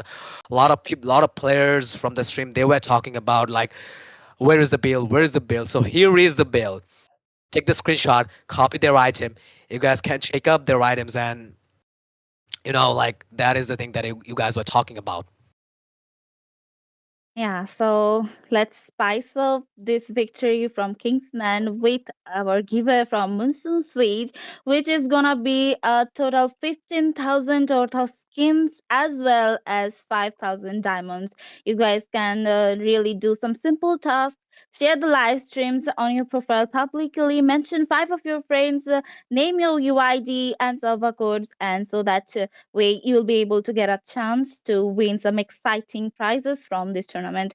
So this time, let's say that I was kind of worried about Odette here, because personally, when there is I see an Odette and against some airborne or something like that skills hero, I kind of fear that she might be in trouble. But this time, Odette was really good as well the others. So what's your opinion in this, Sudan? What do you think that what could Red Valley Sports do against the Kingsman team? Well, I'm I'm gonna have to say really sorry about this question because I wasn't here because of my internet connection. Yeah. I don't know what Yeah, happens to yeah, my internet connection. Sometimes, the YouTube is working, the Facebook is working, but I'm not sure why Discord isn't working. So they say that there's some issues over there. But yeah, for that reason, I cannot answer you about that. But looking at the yeah. That's totally situation, fine. looking at the draft, both of the team did really well, and I'm not sure how it went to the side of Team Kingsman because their game would have been off any team's hand. Well, I kind of want to move on to Walker again. So, what do you think that this time Kingsman did against Red Valley that made them win, give us a flawless victory? What do you think about them? Well, I would say the Claude's positioning was very good. I like his position, the way he played Claude, Definitely. the battle mirror image. Even he knows very well how to play a perfect Claude, maintaining the situation, maintaining the perfect, you know, position. And also that I have to admit, like Paquito was devastating in this game. That was a perfect Paquito gameplay. Like whenever I just already told you, like whenever you're just playing Martis Paquito, or even in some cases Dyrot as a jungler, then you must have to focus on early finishing the game. So that is what he did. Strike the back lane, especially just you know bypassing the front lane. Every single time Paquito targeted their vulnerable one, like the squishy heroes, like their mage, like their marksman. So that was the key, like perfect marksman gameplay. Like I do love to credit to the marksman because the rest of the game was carried by the Cloud. You saw the last moment damage of Cloud. That was quite Yeah. devastating. He was melting down every single member of the Red Valley. So you must have to give credit to their marksman. You know what? His positioning and the way Soros played Tito, it was amazing. So that was the key. Even overall situation, the overall position of the game, the initiation of their roamer was perfect, was picture perfect. In the early stage, they just struggled a little bit. Um, Against Melissa, like Claude, you have to suffer a bit in the early stage until you just go for your DHS or maybe your Trinity. You must have to suffer a bit. So yeah, in the early stage, they suffer a little bit, just for 4 minutes or maybe 3 minutes. Sudan was with me in that time, so I was a little bit disappointed for the 4 or 5 minutes because the early three turtle was taken by maybe the three turtle is taken by Suraj, if I'm not wrong. But they started very well in the early 3 minutes. They struggle a bit, but in the late game, Claude played his role perfectly. So that is the key. Alongside with Suraj Pakito, that was a nice, assassination from him, the way he played Pakito. Yeah, definitely. He was really doing his, the best to give us, and that's what came into a victory from Kingsman. So let's move to the drafting phase. What do you think, Sudan? Because last time Red Valley they went to the finals, but that wasn't against Kingsman. So this time, please take us through the draft. What do you think? Will they be able to come back this time? All right, we are yet to see. Well, we can see the packet once again have been secured by Kingsman, while Esmeralda is still left open. They can still go for Esmeralda, but it didn't work in the last game. So well, they aren't going for the same approach this time. They are going for carry, and with carry, we can see that Elise from the team Red Valley Sports. Well, for the last pick here, Team Kingsman, they can either secure a marksman because Walker said the marksman was really good in the game number one from the Kingsmen. If that's the case, then Red Valley Sports they can ban out some marksmen in the second phase of the uh, draft if it isn't picked in this moment. Well, so once again, Kingsmen secure their core. That is swords. Hito, once again, he will go for the hyper offensive. Yeah, they will definitely go for the hyper offensive gameplay in this game because the lineup that you guys are seeing, like there's a Lilia, which is a very good early gamer. You know, like the early burst damage of Lilia is very good. Even you can't even go closer to Lilia, and you know what, like. Yeah, it's not that even easy to assassinate Lilia with Eudora. Like the ultimate that she has, even it won't be that easy for them. Even Jackie just picked up a glue, which is one of the best pick in this current meta. So things just going for the hyper offensive lineup. That will be the strategy once again. I love the strategy of Kingsmen, and let's see, will they utilize the strategy, or Team Red Valley, they will figure out something that could easily uproot them from their own strategy. I'm just waiting for that. And still, I'm just being optimistic from their side, but let's see what happened. And also, the Floptizi with Ellis, and also there's a carry, which is a Carry is a very good pick against, like Jackie. Even they just go for two more tanky. No, especially one more tank. Like they would need, like I don't know, Jackie. Will he just go for EXP, or he just go for the tank in the mid lane as a roamer? So let's see. But I guess carry could be. Uh, Picking up carry against Paquito is not a good decision at all. And let's see what happens because carry's range is not that much good. Even you have to go to closer, and whenever you're just targeting Lilia or even Swords Paquito, you have to suffer a bit because you won't survive the jabs or even champ stance with a full stack. So yeah, that could be a little bit troublesome for Team Red Valley. Do you think, Walker, that against Carrie, since she does a really lot of damage and really good against tanky heroes, will Yeah. there be any possibilities for Kingsman to stand in front of her, or is there any chances that they are gonna come back to gank the goal land back to back to take down Carrie and make her weak?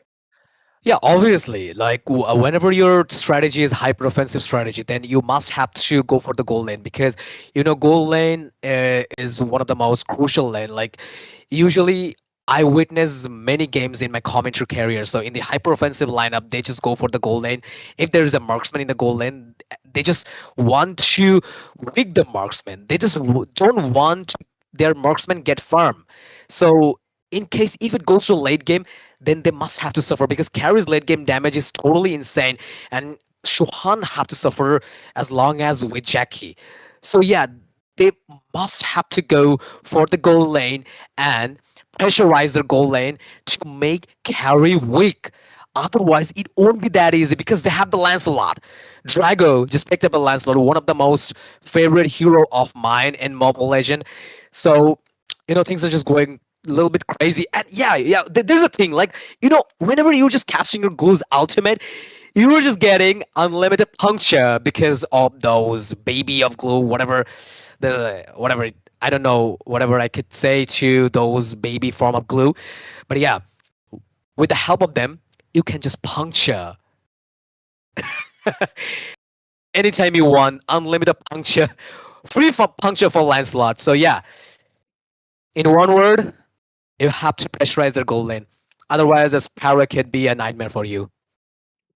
So what are you gonna choose this time? Are you gonna choose Lancelot over Bangladeshi team, who is only the last hope of Yes. Bangladesh, or are you gonna pick, Oh, Bangladesh? only for this match. Only for this match. For the sake of Lancelot. The one of the most core member of the round table, King Arthur's trusted knight. That is a Lancelot. The hero is from UK. I love this hero. There is no talk. Only King Lancelot. Though in that story, Audit is not his wife. Guinevere is his wife. Never mind. People are just gonna be mad. Even Audit players are gonna mad at me, because in the original theory, in the original saga, King Arthur's round table member is Lancelot, and Lancelot's wife is Guinevere. Maybe I could be wrong. Whatever. Audit isn't there. Never mind. That is the real story. Since we saw that in the first round there was an audit, so definitely she's gonna be mad at us this time. Cause yeah. So Especially at me. moving on to Yeah, let's hope for the best this time because we know that once again this is a do or die situation for Red Valley Sports. So definitely they will do their best to defend and attack on Kingsmen. And just like Kingsmen, they are gonna defend themselves and attack back on Red Valley. So there might be a chance to win, or there might be a chance to give Red Valley another comeback. Well, well, Well, well. Sudan, so what will be their pick? I mean, the Red Valley. What do you think?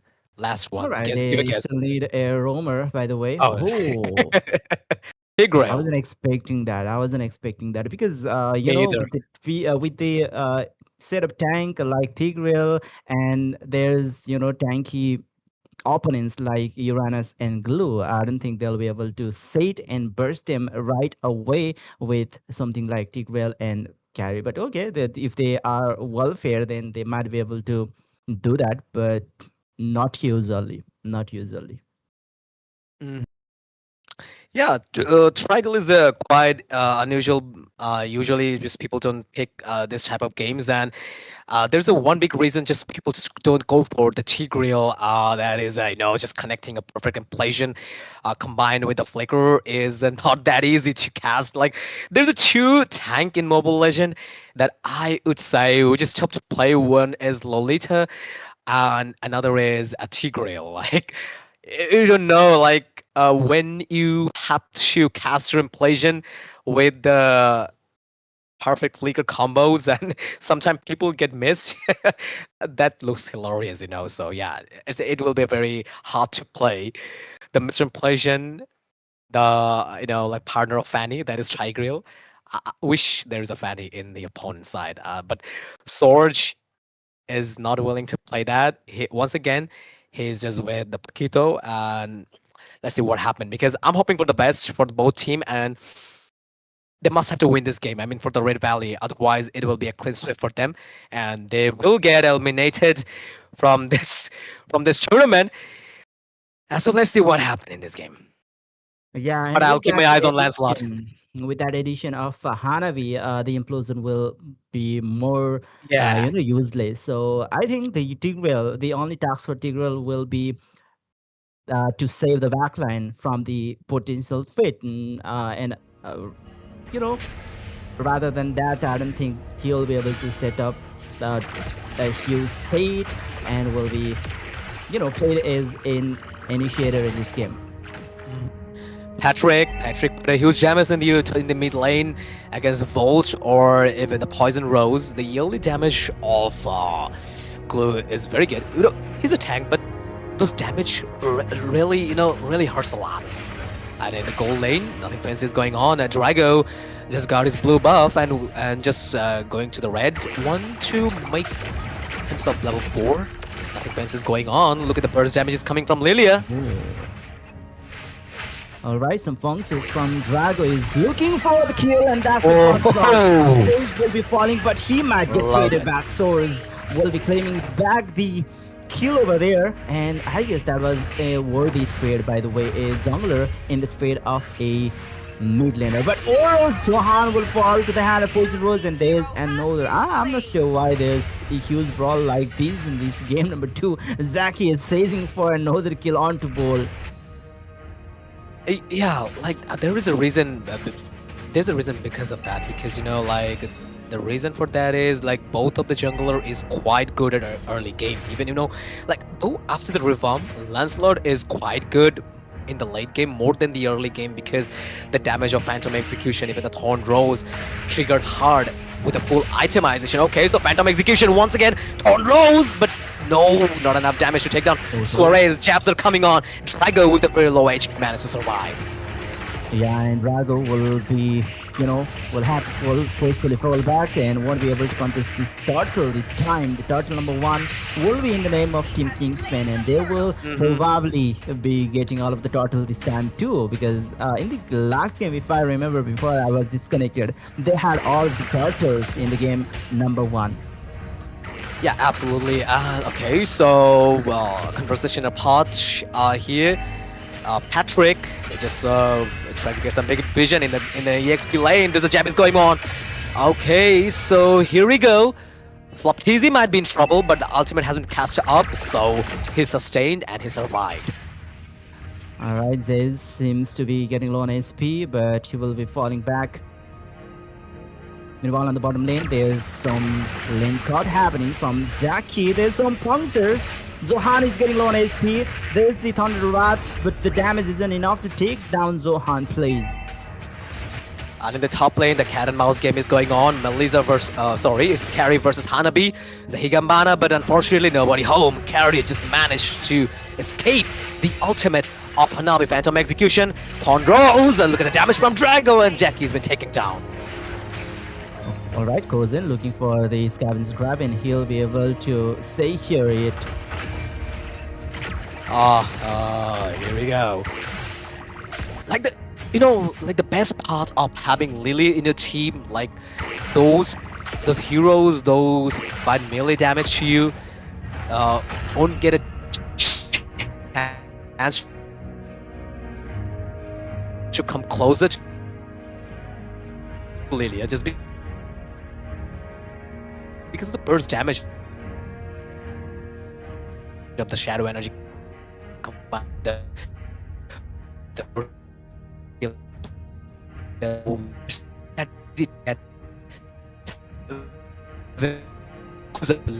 yeah.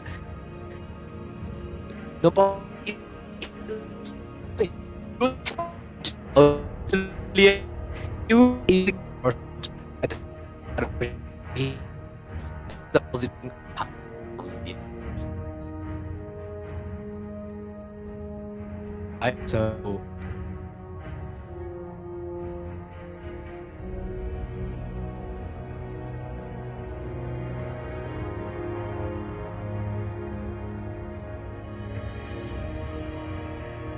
well, I guess we are on air. Let me guys listen to me on. Yeah, I'm listening, but this is frozen right now. Oh, I see.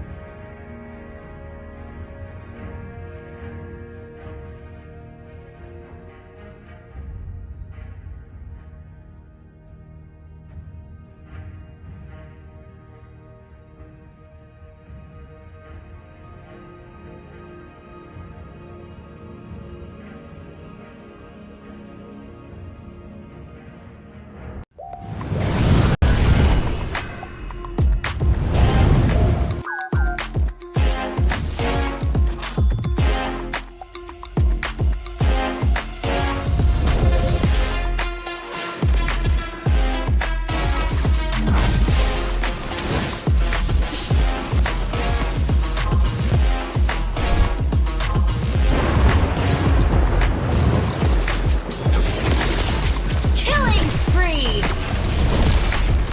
Hold on,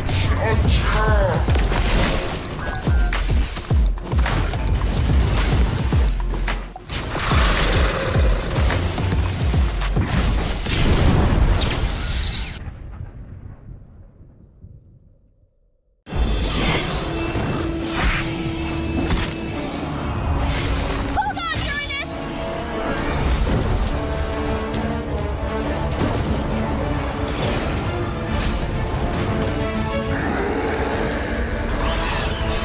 Pasha! We need you!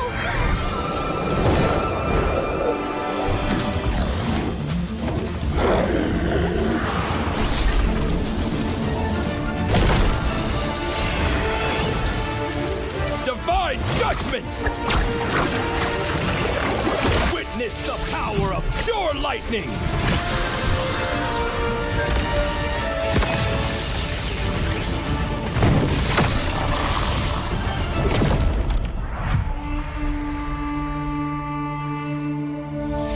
All that lies below is under my vigil!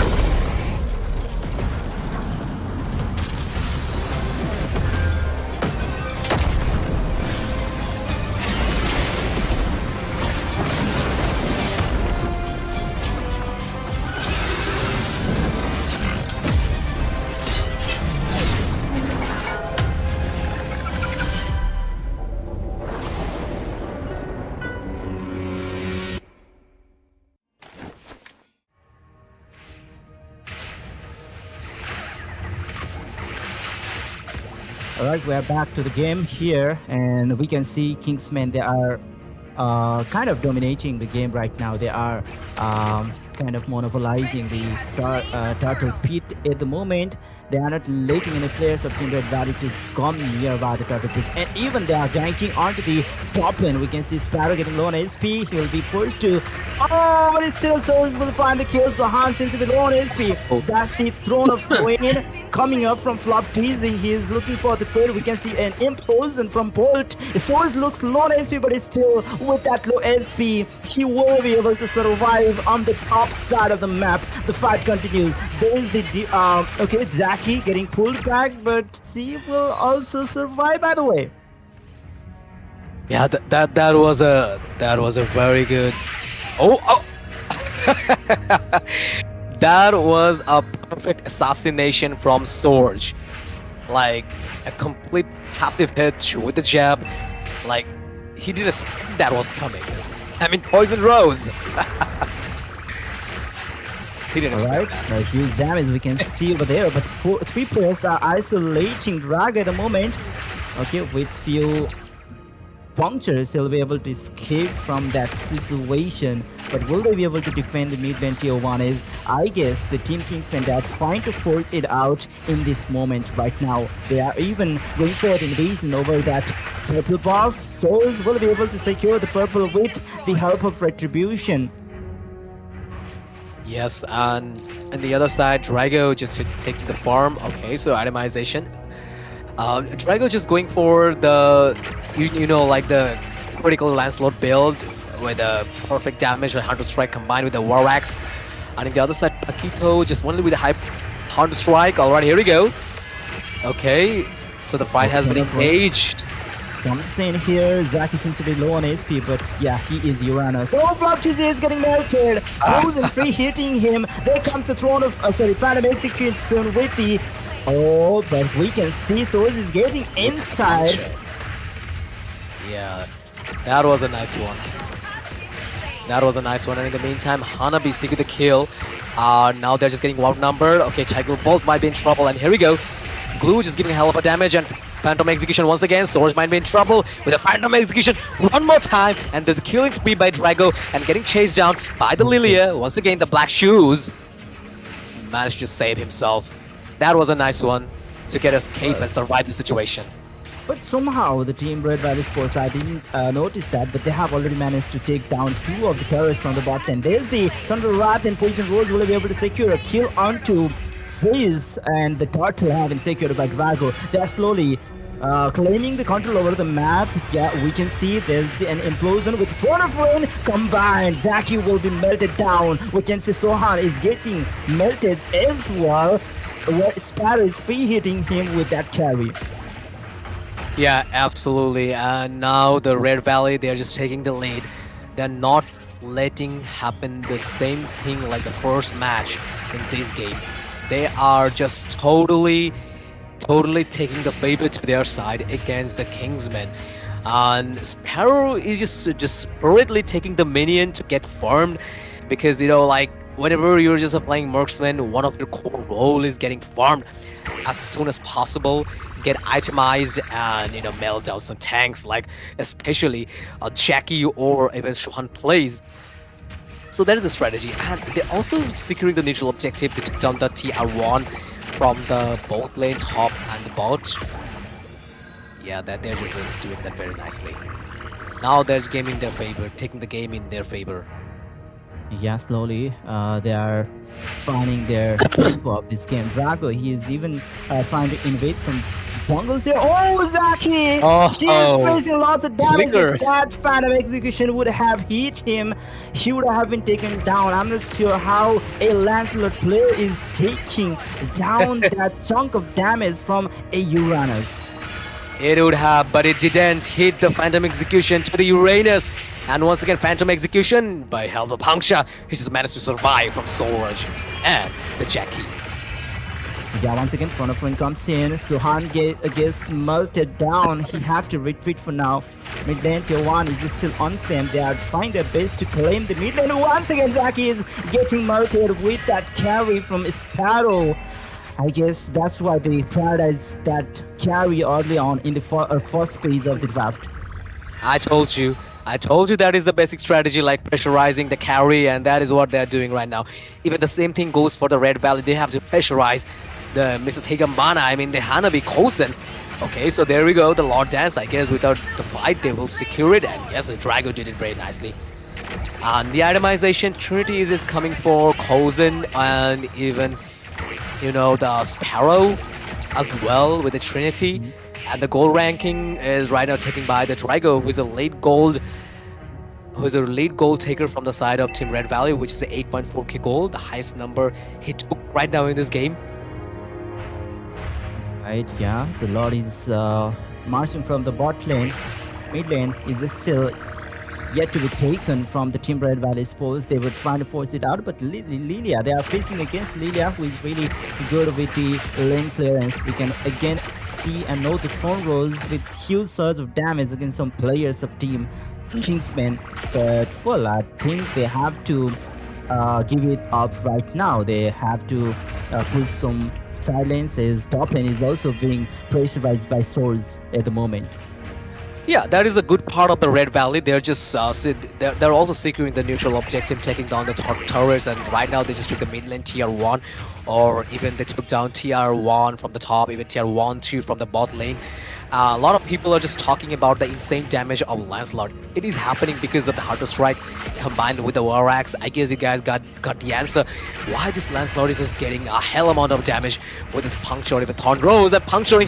Thornrose once again, Phantom Execution to the exit from the turret. He just wanted to take a fight, but in the very end, he realized out of the minion and he just escaped. So that is the reason why Drago is just getting the huge amount of damage. Because sometimes people just want to play the tanks a lot with the, you know, those tanky items.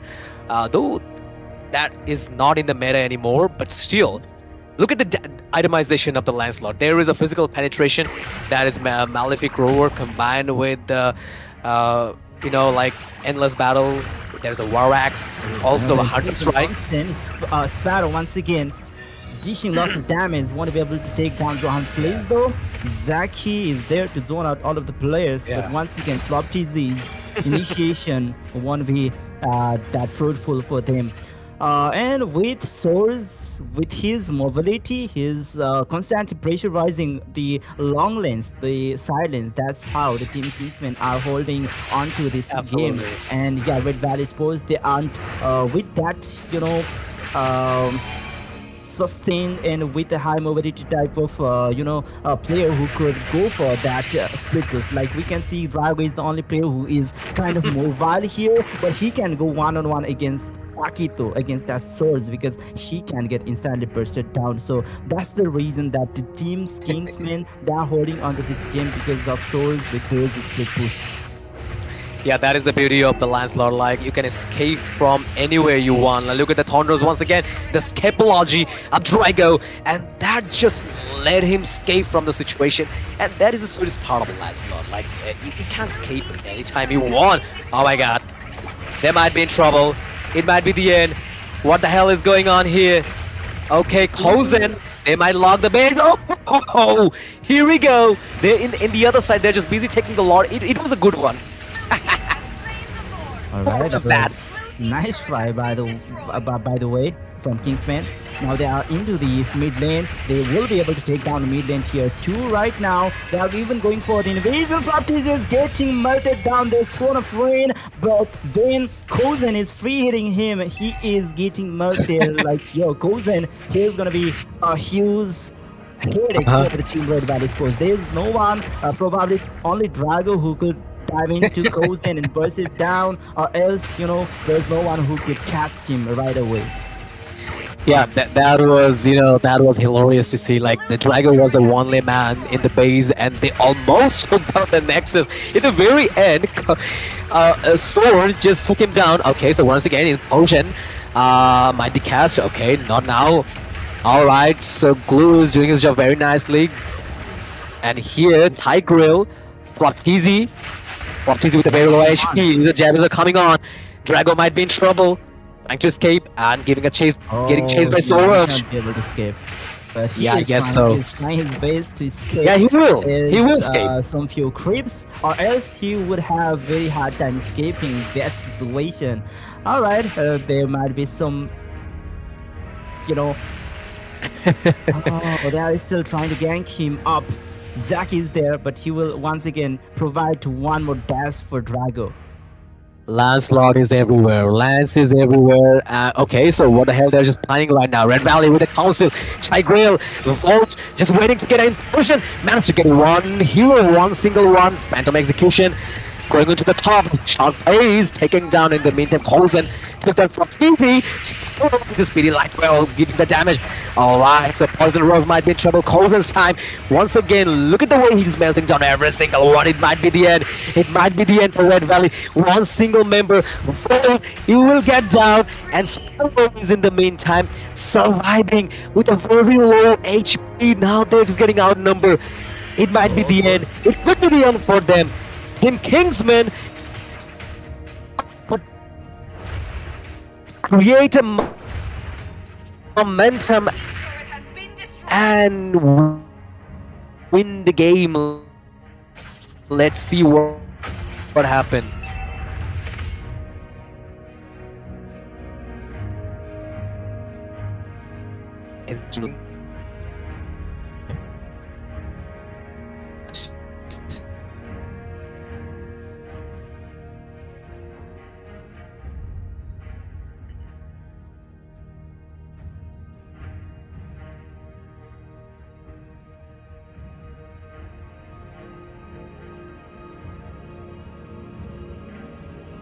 Is it raining in Nepal? No, not in our area.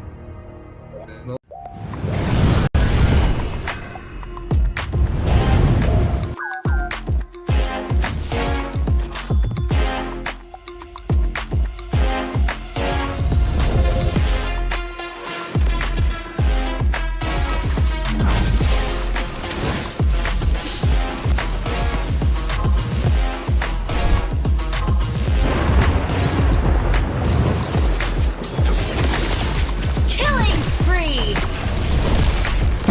Hold on, Uranus.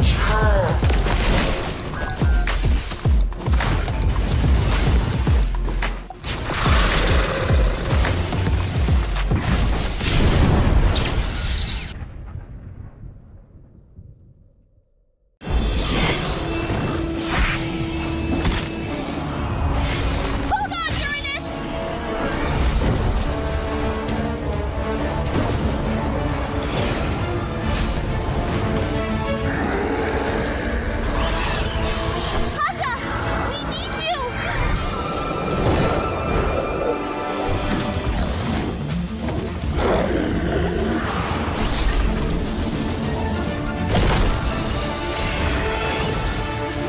Divine judgment! Witness the power of pure lightning!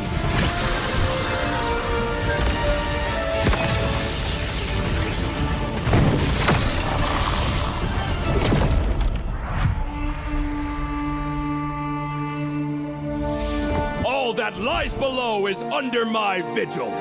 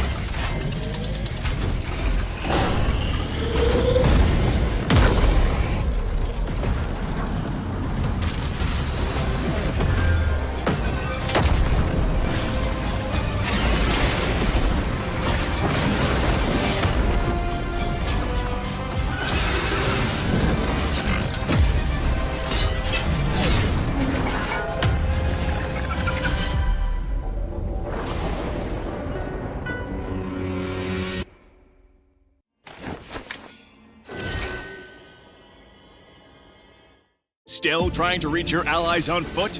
Still stuck navigating terrain when the fight's already over? From flightless bird to ruling the skies, The revamped Kaja can be summed up in 2 words: soar and lasso. Soar anywhere, lasso anyone.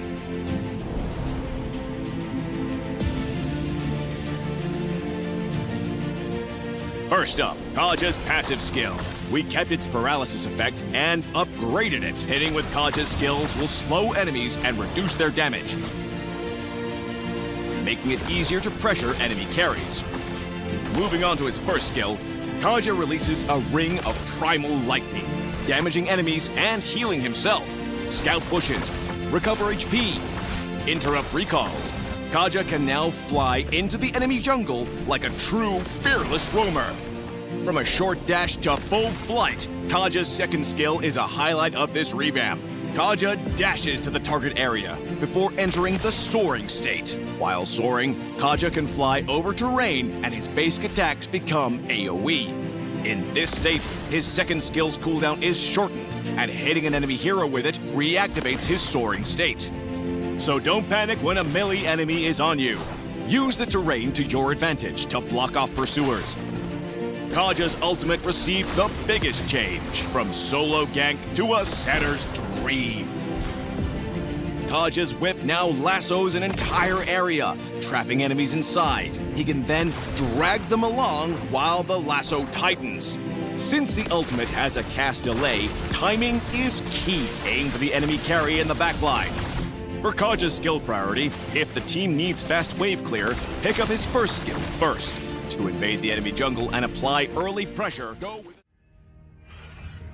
Yeah, once again, we're back with the same game, and we would like to apologize for the technical issues going on right now, because it is inevitable. Whenever it comes, what can we do about that?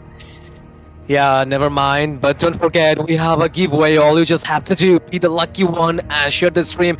Mention your game ID. If you're lucky enough, then you'll get the diamond. Now, we are providing hell amounts of diamond in the giveaway. So never mind. Here we go. The Phantom, sorry, not Thorn Rose from the Trigo, where there's a lot of dances going on. Kingsmen, I guess they will take the upper hand because they are having a good time right now. 9 kills in a row, but in the other hand, 11 kills for the Red Valley. Okay, so the Lord is getting reset. Oh, Jackie is getting targeted, but there's a split fight going on. Corner point onto 2 players, but Floptis is getting melted down. He'll get taken down by Kozen. And there's some Trunks coming on, but they are playing it defensively. Sparrow is getting targeted. He's getting seized. There's Black Souls being used up, but there's no escape route for Sparrow. He's using his one stand. Will take the kill onto Volt, but Sparrow will fall. Drago, the last member standing, will fall as well. And that's the whole team getting wiped out of the Team Red Valley Sports. As the Team Kingsmen, they are marching under the base of Team Red Valley Sports with the hope of ending this game right here, right this time. Absolutely, that is the end. Here we go. The victory goes for the Kingsmen, and now they just secure the victory. Two win in a row, a clean sweep for them, and congratulations to Team Bangladesh for getting the victory against one of the most devastating, outstanding team of Nepal. That was a good one. That was a picture perfect for Kingsmen. No word.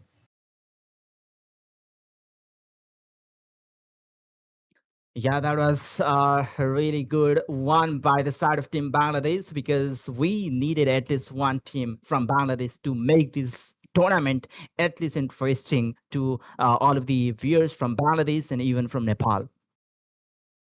Absolutely, and it was a very good game from their side. Like this is the game that I do always expect from the big team of Bangladesh. And I told you, like Kingsmen is one of the best teams in Bangladesh according to the current teams in Bangladesh.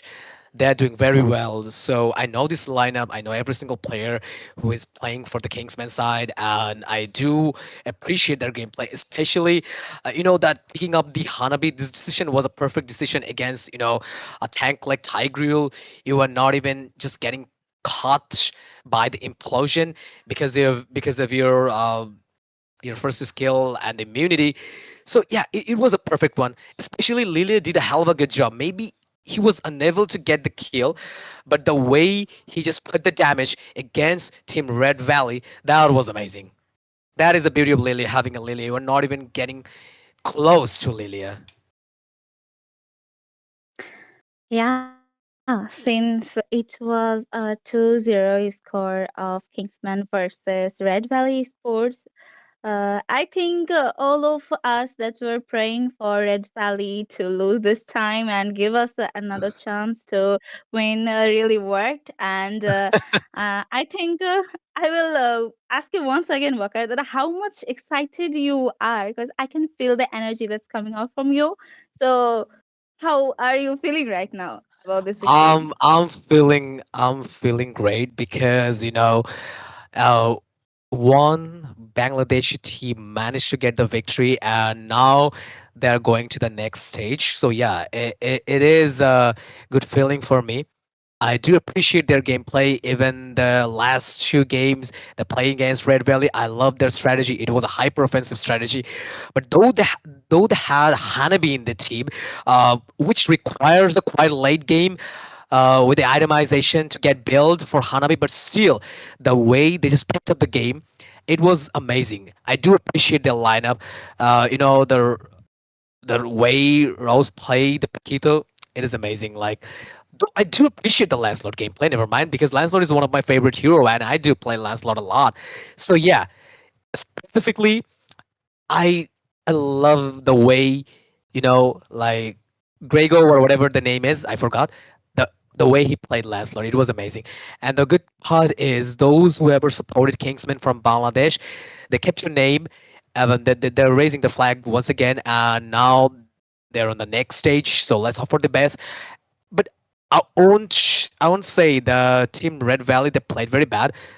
They did their job, but in the very end, like they struggle enough against the Hanabi. No, actually, they just suffered. I would say they just suffered for the Tigreal because the implosion failed to did the job. Especially you were not even closer to Lilia.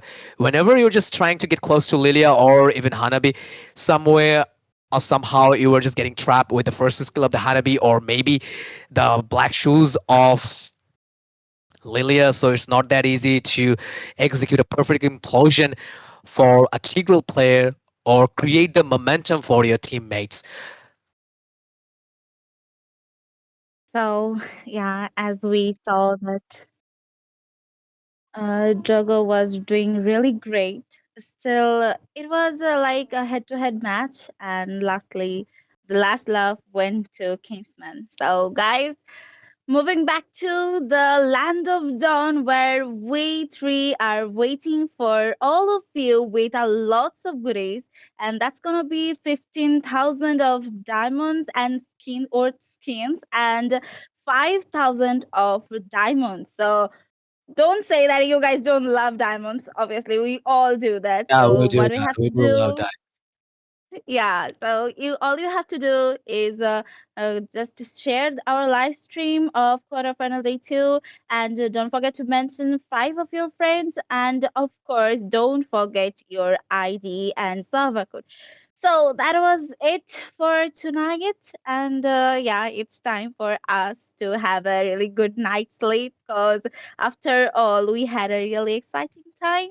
So yeah, next up is our gonna be female quarterfinal day 2, and it's gonna be all about the team 7 Second Esports versus Mischief and Vanquish Vincier versus Last Requiem. So let's give you guys an invitation, and we are about to say good night for tonight. I am Tanjim Afroz from Bangladesh, the host, and with me we had our amazing caster Sudan Rai from Nepal, and welcome Mahmoud from Bangladesh. So good night, everyone. So long, everybody.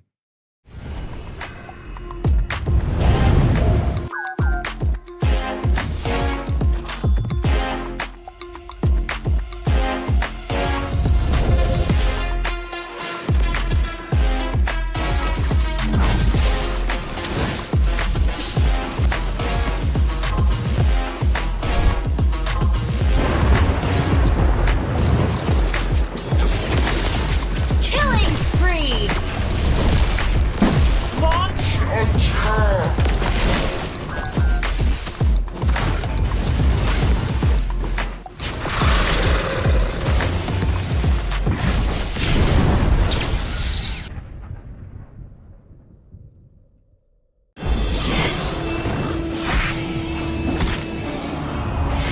Hold on, Uranus!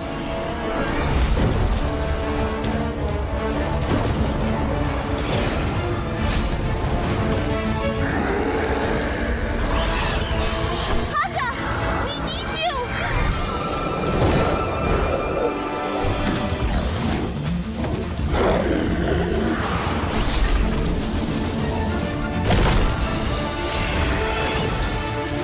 Divine judgment! Witness the power of pure lightning!